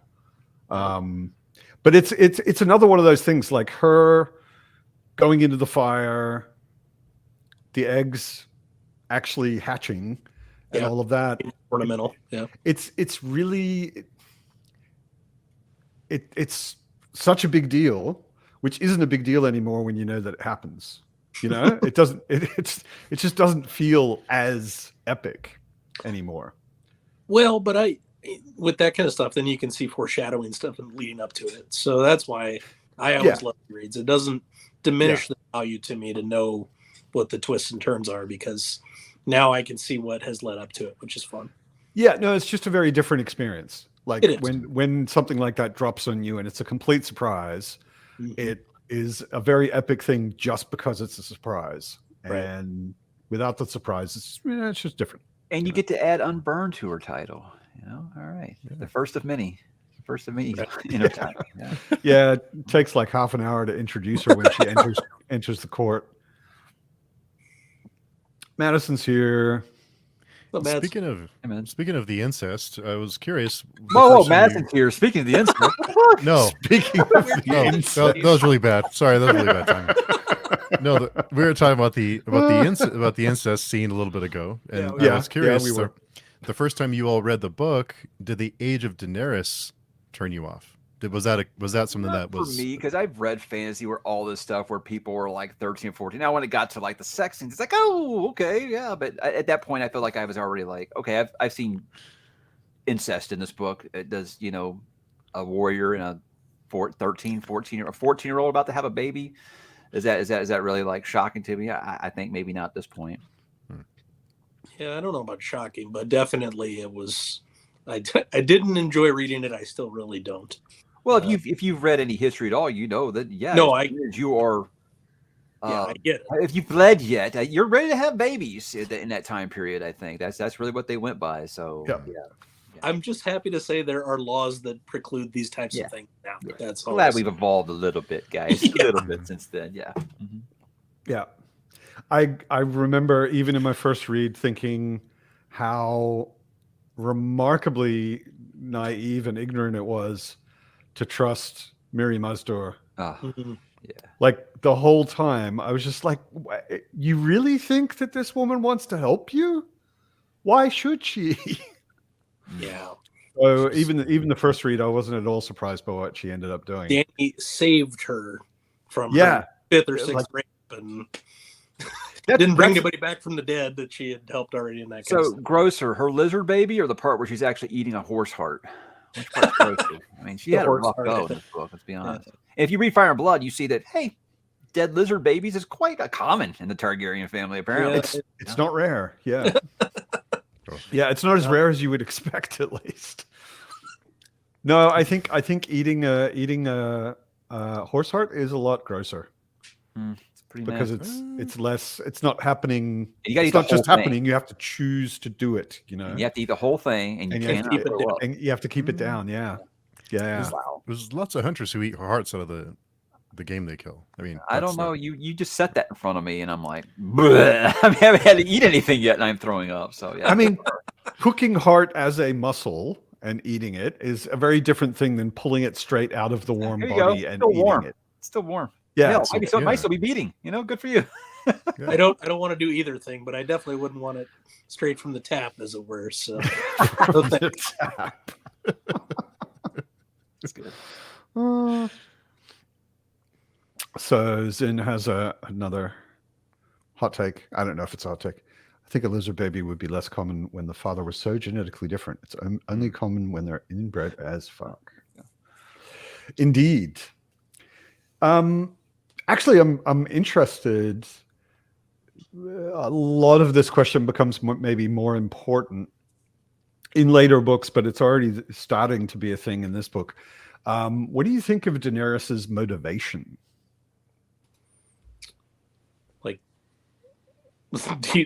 Do we think she has good ones, or what's the question? Yeah. Well, yeah. Like, where do you think her motivations lie? What do you think her motivations are? Is she good? We're doing this question. I don't think it's a question of good and bad. I do think her dad is the Mad King, and I do think she's going to have some tendencies. That's all I'll say. That wasn't even what I meant necessarily. Oh, okay. More like she's running around basically already in this book a little bit. She's playing savior. Yeah. Why do you think she's doing that? Nobody could save her. I think she has somewhat of a nurturing tendency because there was nobody there to nurture her but a horrible brother that we know was terrible. So her best friend is someone that was banished from his world. So, she doesn't have a lot to look up to, and a lot of people nurtured her. So I think she wants to be the mothering figure. I think her motivations at the end of this book are she's got obviously a strong sense of pride in her family, and she feels like, okay, now it's up to me to keep this family lineage going, and I'm going to do that. So I think that's kind of where she's going from at that point, because we'll get into theories of other books later, honestly. Yeah, no, that's what I meant. Where this book ends, yeah, I think that's her. It's not as much about power as much as it is like, well, we are still the rightful rulers. Our throne was usurped. I'm the last living one. It's my duty. So I'm thinking she has good motivations right now, for sure. She definitely has good feelings of her brother Rhaegar, at least. So obviously that's someone to aspire to be. Right. I never got that in this book anyway. I never got that much of a feeling of family, like the lineage thing and the responsibility for that. Daenerys always seems like her big thing is home. She's always talking about the red door, and she's got all these memories of having a feeling of home somewhere. And she's been told all her life by her brother that their real home is Westeros. And it seemed like wanting a family, wanting a home. I always thought maybe she's saving these people, not necessarily because she's a good person and she doesn't want them to suffer, but because she wants to have something like a family. People that are hers, and that she wants to go back to Westeros because it's home, or is. And the nurturing part, I think, is if you've been mistreated, you obviously want to treat others the way that you want to be treated. Like, let's say you had a bad relationship with your father, and then you have kids, you bend over backwards to make sure you're a good father, because you don't want to. You want to break that cycle, I think. So yeah, with her, it's like she just wants to take care of other people who've been mistreated, like she feels she has. Yeah. Did she have a strong connection to her family history? I guess she learned a little bit, right? But just the stories that the series told her. Viserys gave her the cliff notes, I'm sure. I mean, she was like 1 year old or something when all of that happened. And Illyrio is a sympathizer, obviously, so I'm sure he probably told her a lot. Yeah. I can't remember if it's in book 1, but Mormont fills in some details as well at some point. So, I also, speaking of Illyrio, I also somehow didn't really get. I think when I read it the first time, I didn't really get that conversation with Illyrio and Varys. I don't think Arya chapter. Yeah, and I didn't really. I think the first time I read it, I was like, I don't know who these people are, and I'm not sure what's going on. Well, it was never made clear until the show came out, I think, because even George never really actually confirmed who they were. That was another one that when we were watching the show, we're like, I was right, that kind of thing. So that's. I think one was very clearly Varys, but I don't know that I knew the other one was Illyrio at first. Yeah, I mean the description of Illyrio is a description of Illyrio, right? The name's not there, but this time, now that I was paying attention to the right things, I was like, well, yeah, it could either be Illyrio or a guy who looks just like Illyrio. It couldn't really be anyone else. And Varys, the name, I mean, Illyrio actually says his name, I think, in that scene. Either says the name or he says Spider. I can't remember which. Something like that, yeah. So reading it this time, I was like, there isn't really any doubt. It's Varys and Illyrio. Did it confuse you guys the first time you read this? Of why does everyone have like 6 freaking names? Because I was like, you've already got 1 billion characters, and everyone's got like a little nickname and a nickname for their nickname, and then their horse has a name, and then their sword has a name. That threw me up the first time. Yeah, probably. I adore now, but yeah, at the time I was like, having a hard time keeping these people straight. Quit giving them nicknames. Yeah. The first time I read it, I actually had for the first time ever reading a novel, I had a notebook. Yeah. Oh yeah. Big time. I actually started going through, and I was like, I was drawing family trees. I really was the first time. I was like, this is just too many people. Yeah. I mean, Tolkien did that for us. Why couldn't George do that? Tolkien has all of those appendixes with 1 million family trees of people who aren't even in Lord of the Rings. I think making us care for characters on both sides, I guess, is probably the biggest thing for me. Yeah. When I read this book is, okay, I'm following Tyrion on his journey to get out of the Vale with Bronn, and now he's met back up with his father. Oh, and they're about to battle the Starks. And the whole time, like, you're following the Starks. They're having all these victories. They're kicking ass. You're really, really excited. Like, oh, yeah, it's time for the battle. Oh, wait, I love Tyrion. and I love I love Rob. Oh shit! That was the first time I was like, wow, he really did that. He made it where I don't want either side to win this battle because it means someone else has to lose the battle. Starks, could you please slaughter everyone except the dwarf? I had never experienced that in the book. You were always pulling for a side, and that was the first time I was like, no, can you guys like go parlay and work this out? Jesus Christ. Yeah. So I think he did that amazing. And even it was like the 8th or 9th time I've read this book, I still was just like, oh God, this is so tense, even though you know it's going to happen, And I love that he makes Tyrion fight. Honestly, I love that. Yeah. That's a Tywin move right there. But like, get out there and earn your stripes, bro. I was disappointed that the show glosses over that whole battle. Yeah, that was budget. We don't really see much, but that was budget. Right. They didn't have the budget for all that many extras. Like you watch the tournament in season 1, and it's like there's like 12 people there, and watch the tournament on the first couple episodes of House of Dragon. Like, oh yeah, they got money now. Yeah, the jousting actually was really cool in that episode, but yeah, it's so it small. Still looks like a junior high pep rally. Yeah, yeah. The king wouldn't be here. Come on. Sin says the names are nothing compared to Malazan, which that's true. That is true. I mean, although the difference, like good characters. So. The difference in Malazan is like everybody has 2 names in Malazan, but there's 600 of them. Yeah, and then you got to realize, wait a second, is this really happening? Or are they imagining this, or are they dreaming this, or did this happen in the past? You don't know. I'm not going to dunk on Malazan.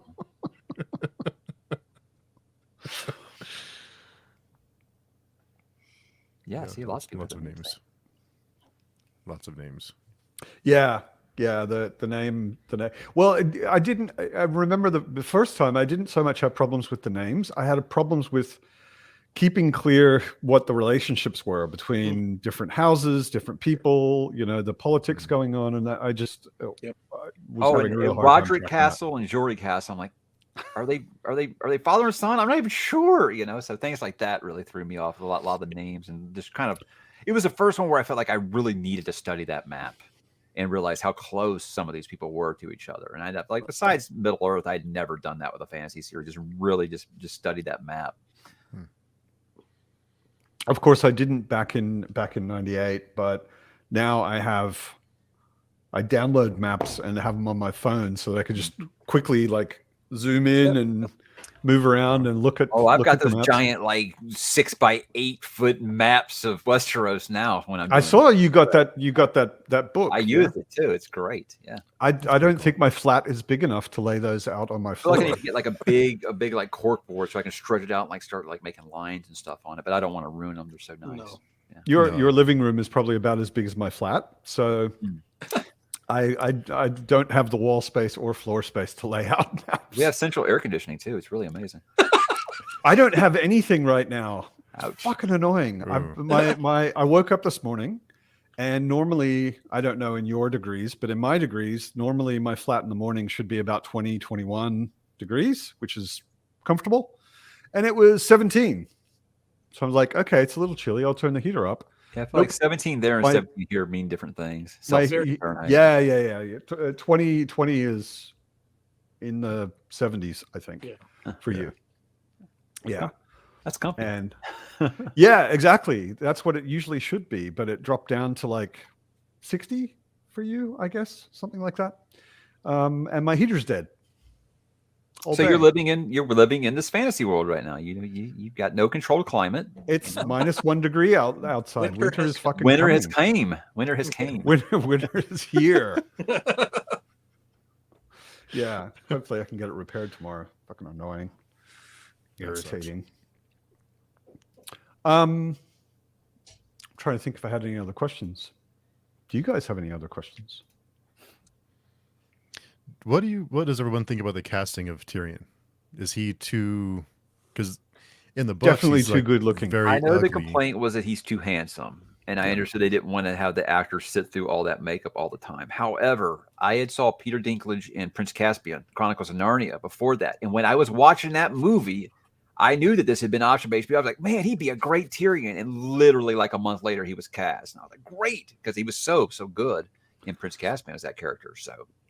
I mean, they could have at least done the eyes. Yeah.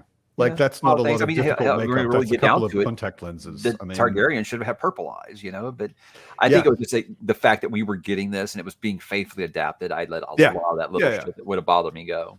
Yeah. I just think Dinklage is an amazing actor, and I'm glad they chose him. Absolutely. I mean, he does have like evolving accent the first season and a half. It does change from time to time. Yeah. That is kind of the problem with reading something that has already been such a prominent series that you've watched 3 times, you know, is like I can't read the books without seeing Dinklage, you know. It's just not really possible. I remember I didn't like Sean Bean casting at first. I said, all I'm going to see is Boromir now. And now when I watch Lord of the Rings, like, hey, it's Ned. You know, I did have that problem. But outside of the actor they cast for Stannis, I felt like I liked all the castings that the show did. Really, I didn't actually mind the Stannis. He was fine. He was fine. I thought he did okay. Yeah, he did fine. I thought the actor for Stannis was a really good. I mean, Stannis is a very particular kind of guy, you know. He's really stiff and hard and rough. And you guys that have only read the first book, just wait for it. You'll see. Yeah. I love Stannis too. I think my favorite casting. We're on the same page there. That's my dude. Yeah. I really like the guy that chose to play Davos. I think he's just perfect. Oh yeah. Oh yeah. Casting Sean Bean is basically a spoiler because Sean Bean always dies. True. Oh, I remember that's the thing is like obviously when I read these books, I was like heartbroken when a lot of these things happened. But like I was such a sadist watching people who hadn't read the books watch the show. I'm just like, I'm like, here's the TV and here's them, and I'm just like, I'm just watching them because I can't wait to see their reaction. And you don't want to know the outcry after season 1, episode 9, when Ned gets beheaded, of people that were like, I'm fucking done with this show, and they're like. And I remember they were all there the next week, and like, well, Paul Drago dies too. I'm done. Okay. And then what do you know? It kind of happened. The next episode, highest ratings in the series history. And it just kept on showing. And I think it's just people also as viewers weren't ready for stuff like that. And that's how it was for us as the readers. We had never seen a series like that where he establishes these amazing characters and just no problem. And always in the most painful way possible. Yeah. It was also like back in the 80s or in the 90s when this was written, people didn't do that in books either. No. Like that's why people that read modern fantasy now, they're used to this. They're desensitized it's to it. no big deal. But like, oh, that's no big deal. I'm like, yeah. When I read this book in the late 90s, I was like, what the hell are you doing? You just killed off your protagonist. What the hell? First time I read it, like, I thought I had read it the only person in the whole book that comes anywhere near being a good person, and you cut his head off. This book isn't about Ned. Yeah, Tyrion and Jaime's hair does change a lot of his hair. He's blonde to dark, kind of light brown. Yeah, it's because they've been spending more or less time out in the sun. Yeah, that's what it was. They weren't down in Dorne anymore. Yeah, they spent too much time up north. Yeah, they were campaigning in Dorne, and then no more sun, and that whole the story that Tyrion tells about his first time with the that was that's such a that's terrible. That we can't classify that under dad shit, Mike. That's not dad shit. No, that's dad be shitty. That's shitty dad. Yeah, that's shitty dad. Yeah, that's right. Awful. And that makes me somehow have to come back and say, Steve, you like Tywin? I like the character. Well, let's be honest. I mean, I won't say any names because I don't want to spoil the rest of the series if someone hasn't read or watched the show. But even when when a really terrible character dies, you root for them to die. But isn't there a part of you that's like, man, I'm going to miss that character? Like, yeah, if the character's written well and George writes characters well, so yeah. Even though you're glad they're dead, it's like, well, I'm going to kind of miss that person.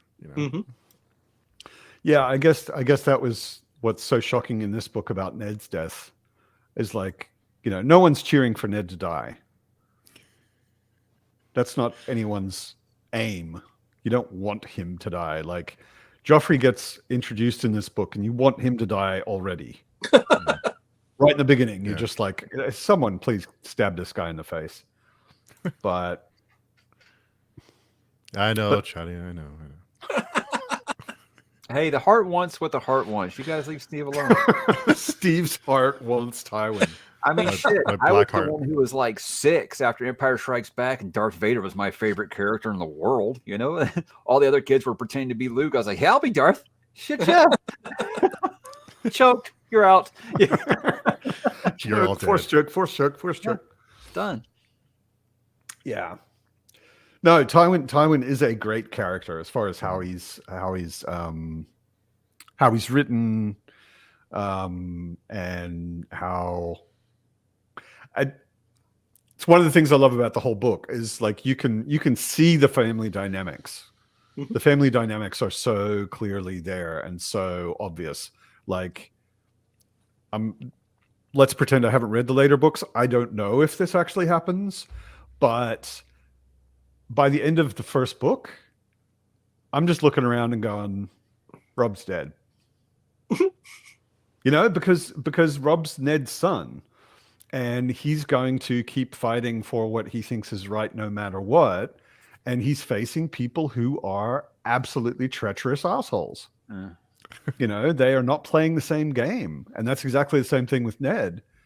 You know, especially after having read it a couple of times now, every time I look at Ned now, I'm just like, dude, could you start playing the game everyone else is playing? Right. He's very clearly out of his element. Mhm. He's Very- not. It's just he doesn't even understand the rules. Right. You Doesn't- know, Yeah. He was I not think a with like Littlefinger and Varys, he's just not willing to get his hands dirty like they are. You know, the fact when he does make that allegiance with Littlefinger that he thinks he has, you know, that very famous throne room scene. I think it's, you know, that's the first time where I feel like, okay, I'm going to play a little dirty to get this done. And you know what? The first time he breaks his code, look what happens to him. Not that it wouldn't happen to him otherwise. I'm just but saying. Can I touch on even this question? that, There was a What's question that Zod had that I wanted to touch on about their age. He brings up that in the books, you know, that Ned's supposed to be 35, Cat in early 30s, and the show they're all older. Go Yeah. back and look at stuff of like people like that fought in the Civil War and lived in American Civil War, and you will see that like they're 30 years old and they look 50. And I think it's Yeah. just because you age differently at different time periods. Now they live in the North. Obviously, the climate's very, very tough on your complexion. I don't think they had moisturizer up north, you know, so I think that's going to affect the way that they look. So I think it's believable that people age differently. They've been through a lot of war, a lot of stress. That's going to age the hell out of you. So I think it could pass. You know, Sean B probably just a touch too old, but again, I do think that you got to realize that people do age differently in different time periods. I think based on stress and climate for sure. although I think the show cast everybody older because They they did the had to kids. age, they had to age up couldn't all have of the kids. 6-year-old kids running around. Yeah, for sure. Yeah, well, they can't have 13-year-old Daenerys doing what she did. Exactly. Yep. So yeah, understandable to Yeah. to age Bad them news for up you a Lami little. Green Hands. Just wait for Lami Green Hands. That's all I'll say.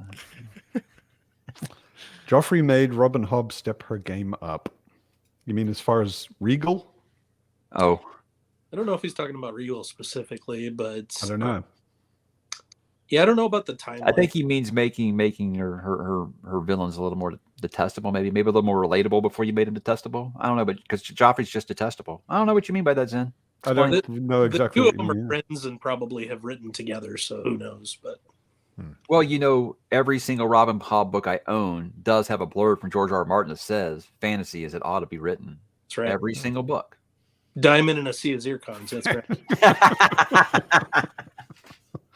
Fantasy as it ought to be written.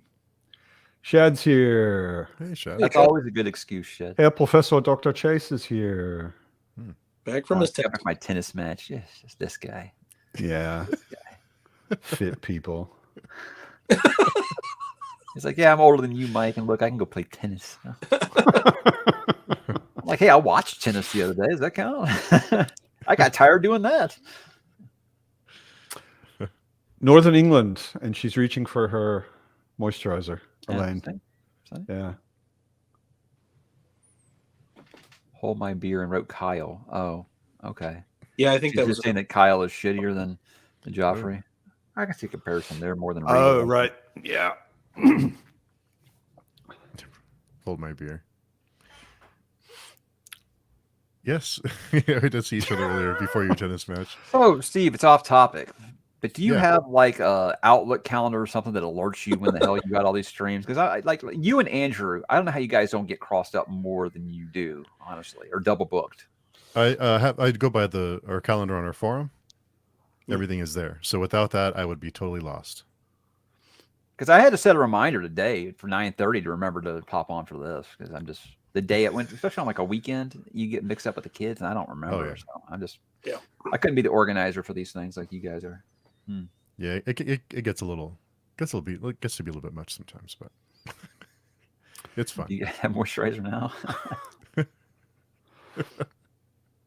Yeah, I feel almost overwhelmed if I have like 2 live chats a month, and Steve's got 3 a day. My thing is just trying to work out schedules. Like we're doing our Realm of the Elderlings one right now, and I'm like, how am I going to get all 5 of us on one night? Yeah, when are we doing that next? That's a good question. And I don't know when we're doing live ship. I guess we got to get Philip. Philip is so great at this, like you, Steve. He does this so much that Philip actually will get people in order for my video chats because he's just awesome at this. So I'm leaning on his experience with that one. I'm pretty. I can't quite agree because he and I are doing a buddy read, and I think I've mentioned to him 3 times that we need to schedule a live chat for it. It hasn't happened yet. You have to send him an email. That's the best method. That's true. Yeah, he's one of the. He doesn't do the socials as much. Doesn't do the texting or messaging or. Which he already started Golden Full. Philip, I'm starting Golden Full probably tonight. So I finished Golden Sun yesterday. My golden month continues. No golden showers though, none. Sorry, we're talking about Westeros, and that seems like some shit George would write. I'm surprised it hasn't come up in the books yet. I don't know why. 2 more to go. Yeah. 2 more to go. Yeah, right. There's still time. There is still time. That's true. Yeah. No. I'm actually totally cool with George leaving that out. He'll find something probably more. The orgy like, scenes. Man, I wish we could have had the golden shower. It'd been way less uncomfortable. I didn't know where you were going when you said you're totally cool with. I was waiting to see what the rest of that sentence was, but all right. I'm totally cool with it not being there. No, I didn't. Totally fine. Totally fine. Philip texted me last night, Scott, to say that the first third of Golden Fool is already getting him in the fields. I'm like, God damn it, Hob. Yeah, Golden Fool rules. Yeah. Great book. Yeah, that's something George doesn't do, and somehow in the same way. Like you miss characters. I don't know, but I don't get emotional in the same way as reading Hob. I don't know. I think about some stuff that happens in books 2 and 3 that I was, but even mad. Like before I say I threw the book down in book 1, but in like Storm of Swords, the part where I just go like, and just kind of like stare at the wall for 2 hours. Yeah. So I definitely think it hits the same way for me. But with Hobbs, she's going to tell you how to feel. I think a little more than George. George is just like, yeah, now think about that. Let it stew for a while. Whereas Hobbs going to spend the next 2,000 words letting you know, hey, you should be feeling like this. There's a thing that happened and it was very emotional. Yeah. Pay attention. Do you not have enough pain? Here, let me twist it just a touch. There we go. Ah, that's the sweet spot, right? That's Robin Hobb. Whereas George just like deal with it. Fool's Fate is apparently even better than the first 2. This is one where Zen and I agree. This is correct. One thing. All right, we got that one thing. I feel like the stream has come full circle now. You and Zen agreed on something. What's up, Kyle? Oh, speaking of Kyle. Kyle. Kyle. The worst Robin Hobb character is now in the chat. Welcome, Kyle. I love a fantasy book that's got all these ridiculous names, and it's just Kyle. Kyle. Didn't they do that with the Wheel of Time show? You have all these characters, and they cast a Steve. Probably. It's just playing Steve. But poor guy. That's going to go down a different rabbit hole. Dan. Talk about that show. So. Red shirt. Yeah.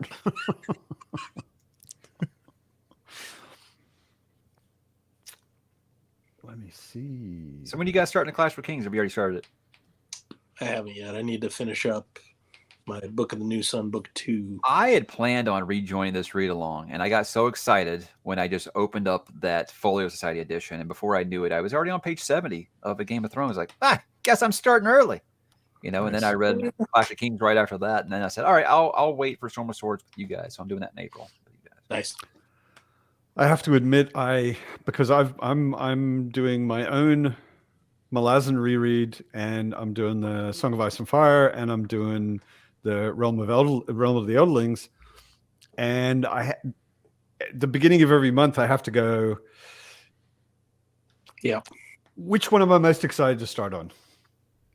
And The answer is not Malazan. Good answer. Queen Hob. No, but Malazan is like the ongoing thing. It's not a special project. It's like every month I read a Malazan book, basically until the end of next year, I think I'm probably. the only one who doesn't call her Queen Hob. I feel like that's Scott's thing. I don't want to steal his thunder. I still stick with the And first lady. Gary's thing, Yeah. and Joanna's here. Hey, Joanna. Joanna Souza's here. Hey. All of my peeps. Good stuff. Yep. All the best people. Yeah, so I had to start with Hob. I had such a hard time after Assassin's Apprentice last month. I had such a hard time not immediately starting Royal Assassin. Indeed. I'm getting out a lot of people that are finishing Golden Sun right now. Like, we gotta wait that long until Morning Star. I was like, I told you guys to read it at the end of the month, not the beginning of the month. So yeah, I get that. I'm actually hosting the read along. Yeah. So I thought it'd be pretty bad form if I just read the entire trilogy in January. Yeah. So I didn't. I actually waited. But yeah, started Royal Assassin yesterday. So good. Good Love stuff. that book. Love most of that book. We have a spoiler chat you can watch after you're done with it, Matt. You'll see. I'm rereading it, but it's been a long time. It's been a really long time. That's also one I read back in the late 90s, early 2000s. Yep. So, Zin, I just answered that. Yep. No, it's not. It's not. Although it's another one of those series where I'm like, I started and I didn't read anything for 5-10 years, and then I went back and reread and then read the new stuff and da. I don't think I've read the last trilogy. It's and Fools, my favorite trilogy ever. That's what most people say. So I'm not really exactly sure there, but yeah. You'll find plenty of people that dislike it. You'll find the Andrews of the world that think it's trash. Well, that's Andrew. My favorite. Yeah. I mean, he read it in an afternoon, like he read it in an afternoon. He read the whole trilogy in an afternoon. Right. Yeah. Yes. Joanna reading Live Ship. That is excellent news. Yeah, that sounds very cool to me. That should be April, I guess. Excellent. Yeah.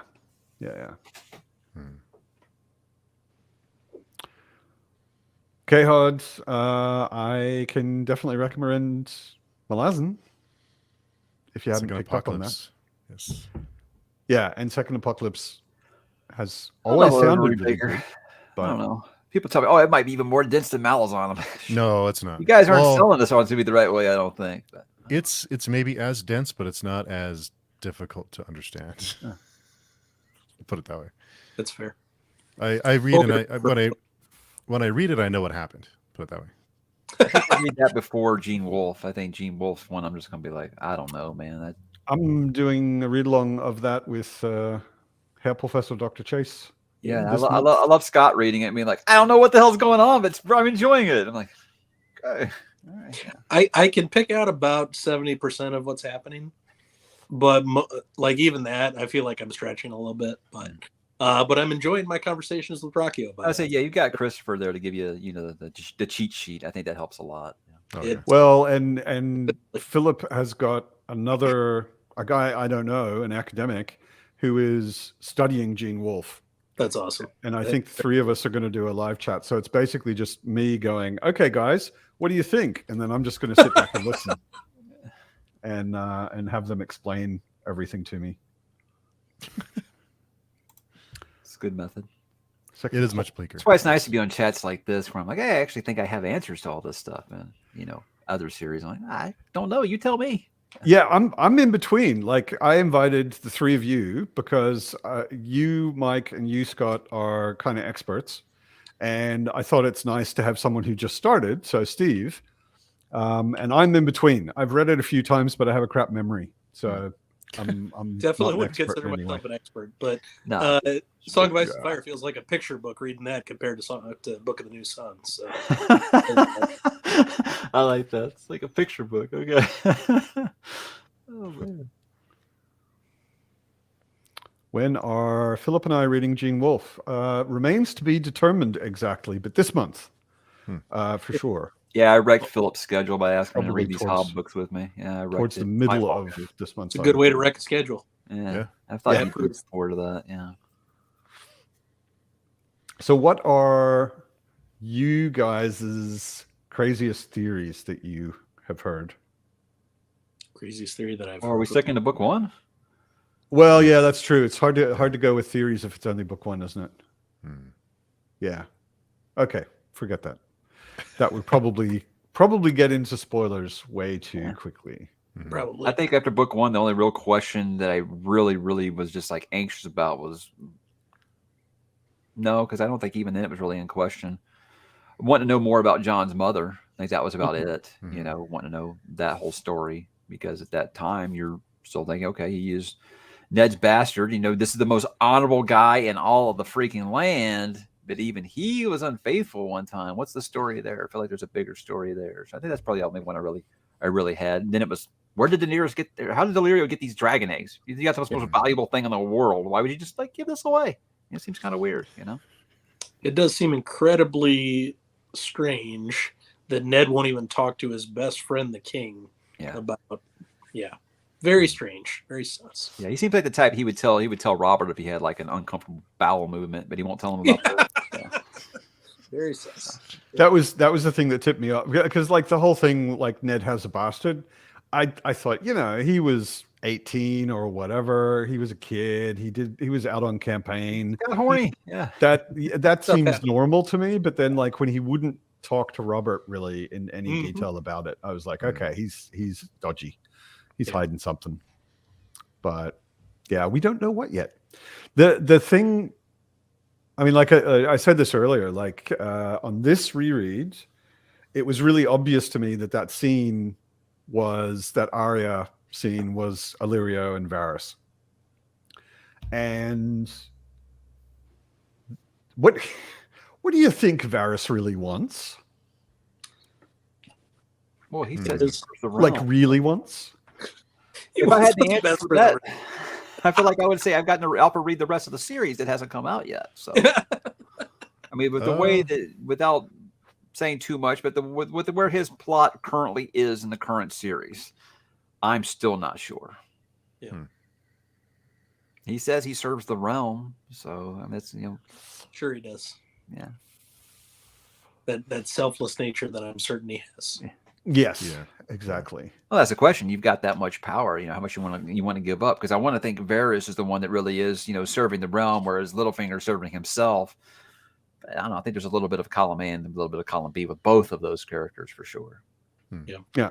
Like Littlefinger, he wants to serve the realm to please himself. You know. That was another thing the show did incredibly well, was to get the two of them in scenes together. Some of my favorite parts. Some of the best dialogue that was ever not from the books that on the show was between those two. Yeah. So good. Great characters. I love that Littlefinger is like a verb now. People are like, oh, he's over there trying to Littlefinger people. You know, it's kind of like a Grima Wormtongue. He's like a Grima Wormtongue now. Oh, that's not a good verb. You know, that is your mind goes straight there. You know, I mean, that should not be a verb.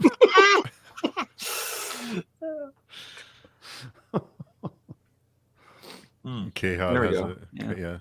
Yeah, we would have to talk about that after later books, I think. Tyrion is Dany's time-traveling fetus. Well, he's not Brent Weeks, guys. You ain't got to worry about George doing that shit. You know, that's some shit Brent Weeks would do. That's a bit far. You ask for the craziest ass theories. So. And then you know what? Brent Weeks would be like, hey, what do you deserve? Surprise, Tyrion's been dead the entire series. Ha ha. What? Yeah. That's Brent Weeks. George rewatched Sixth Sense for the first time in a while. He decided to get some stuff in there. So you're a Brent Weeks fan, Mike? Oh man, love him. I'm guessing. Yeah. I can't wait. He's making another Night Angel book, man. I can't wait. Day one read. Yeah, they did new covers and stuff for the Night Angel. Oh, lipstick on a pig, Scott. Lipstick on a pig. I read the first one a long time ago. It was fine.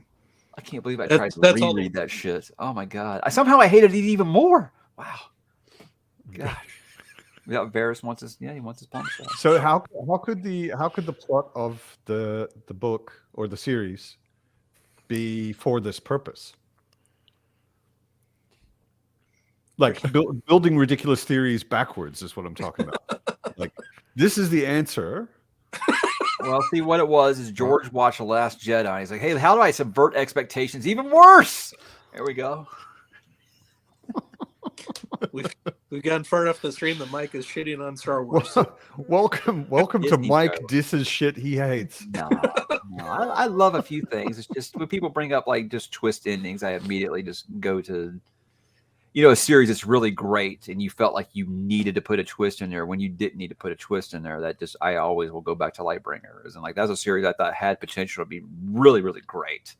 And he felt like, oh, I watched an M. Night Shyamalan movie. How do I do something like that in my very well-established fantasy series? Oh, that's how. Yeah. I did like the latest M. Night Shyamalan, the Knock at the Cabin. I thought Is that it was pretty good? It looked, I saw good? that Jeremy We had a Johnson good time. liked it a lot. Yeah, so. I was watching The Servant on Apple TV, which is actually just based on an idea from M. Night, but directed by other people and I whatever. liked everything I've watched on Apple so far, so yeah, I'll probably get It's one of those things where it seems like there have been a lot of series that I've watched in the last like 5 years where they have a really specific good idea, which is only really worth one season. Mm-hmm. And then if that one season's successful, they make more. Yeah. Then it's just like Narcos. I mean, like the whole idea of Narcos was get one guy. And then at the end of the season, end of like they get him and they keep going. God, spoiler, man. Jeez. Spoiler if it's history? Yeah. I'm pretty sure if it's been in the news, it's not a spoiler. If it's been in the news like 20 years ago, it's not a spoiler. No, you've seen that stuff where it's like a limited series and it's so successful. We don't have a choice. We've got to do a season 2. It's like, no, you don't. That's what makes it stay great. You think they would want them to make more seasons of Breaking Bad? I mean, they just said, hey, I've got one story. I'm going to tell it. Boom, it's over. Yeah. I think enough creators aren't willing to do that. When True Detective came out, I thought that is an awesome idea. Write one really good season.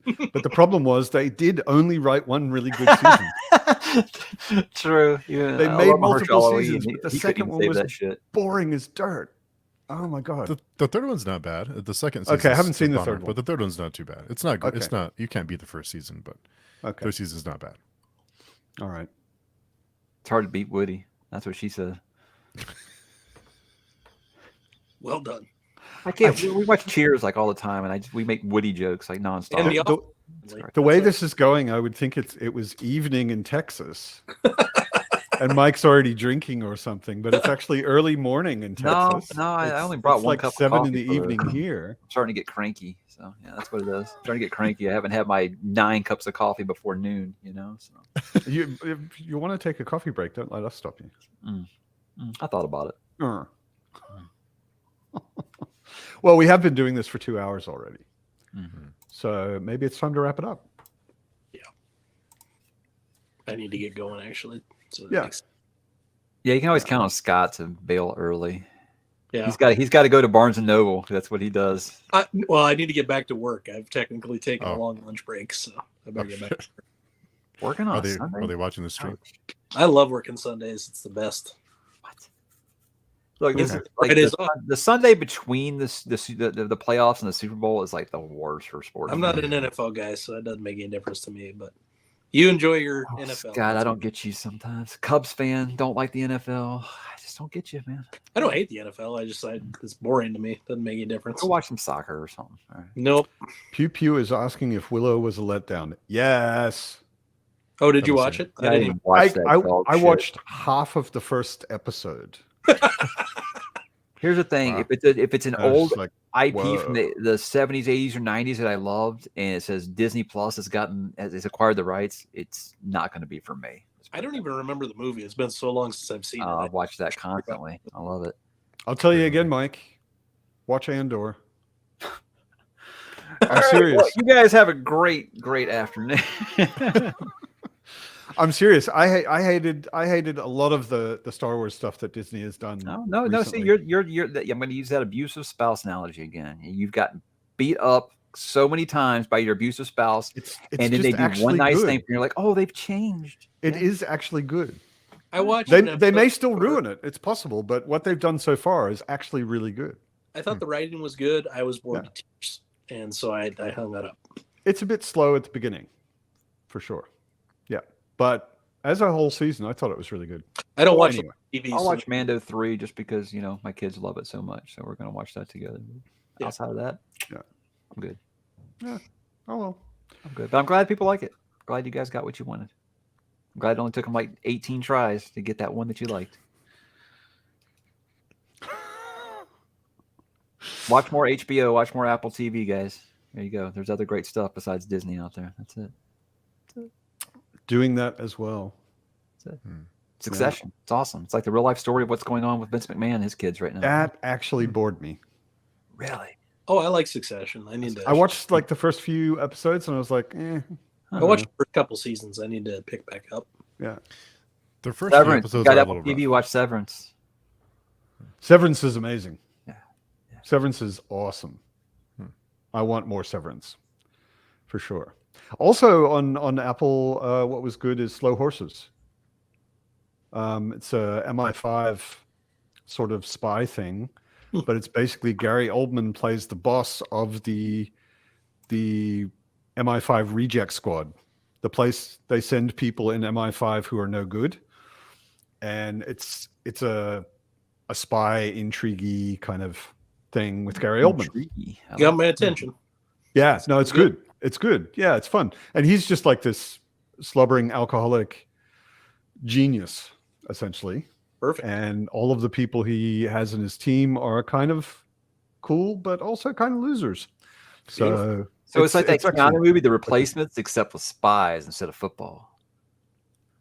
Haven't seen it, so couldn't say. But We watched John Wick last night, and I was telling my kid about all the great Keanu movies. And I was like, I like The Replacements. It's fun. It's football.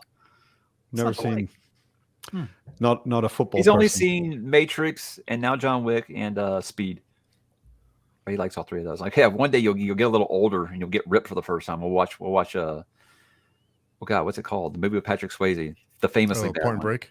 Yeah, Point Break. We'll watch Point Point Break. Break. Together. But you gotta, I was like, you gotta be a little older and get ripped and just like not take it too seriously. And I think you'll enjoy it.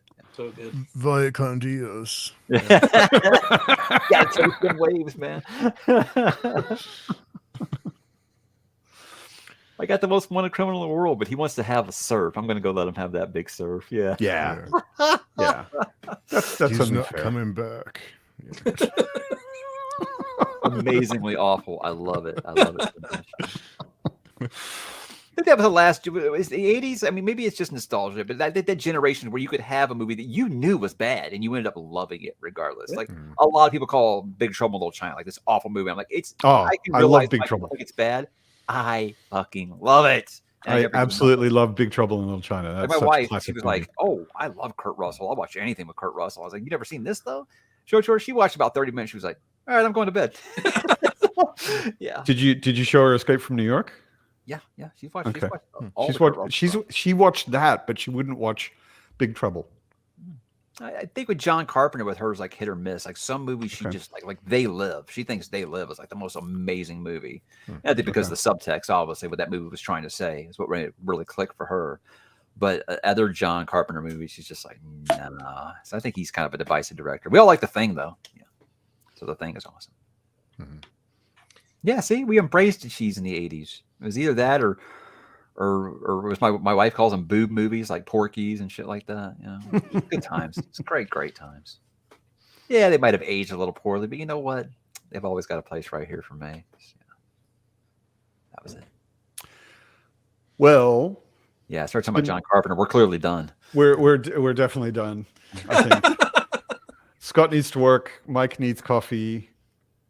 I need to eat dinner. And Steve probably has another live stream. So. I do And actually. Steve does have another live stream. We're doing Berserk in an hour. Yeah, Oh, I'll tell you, how far into it are you? the first volume. Oh, okay, great. Yeah, Golden Age is awesome, man. I can't wait for it. Can't wait for you to get to that. It's good stuff. Yeah, nice. Good. I want to get into that after I finish Vinland. Yeah, Vinland's where I'm currently at. Awesome Yeah. stuff. Awesome I'm stuff. on 7 in Vinland, I think, at the moment.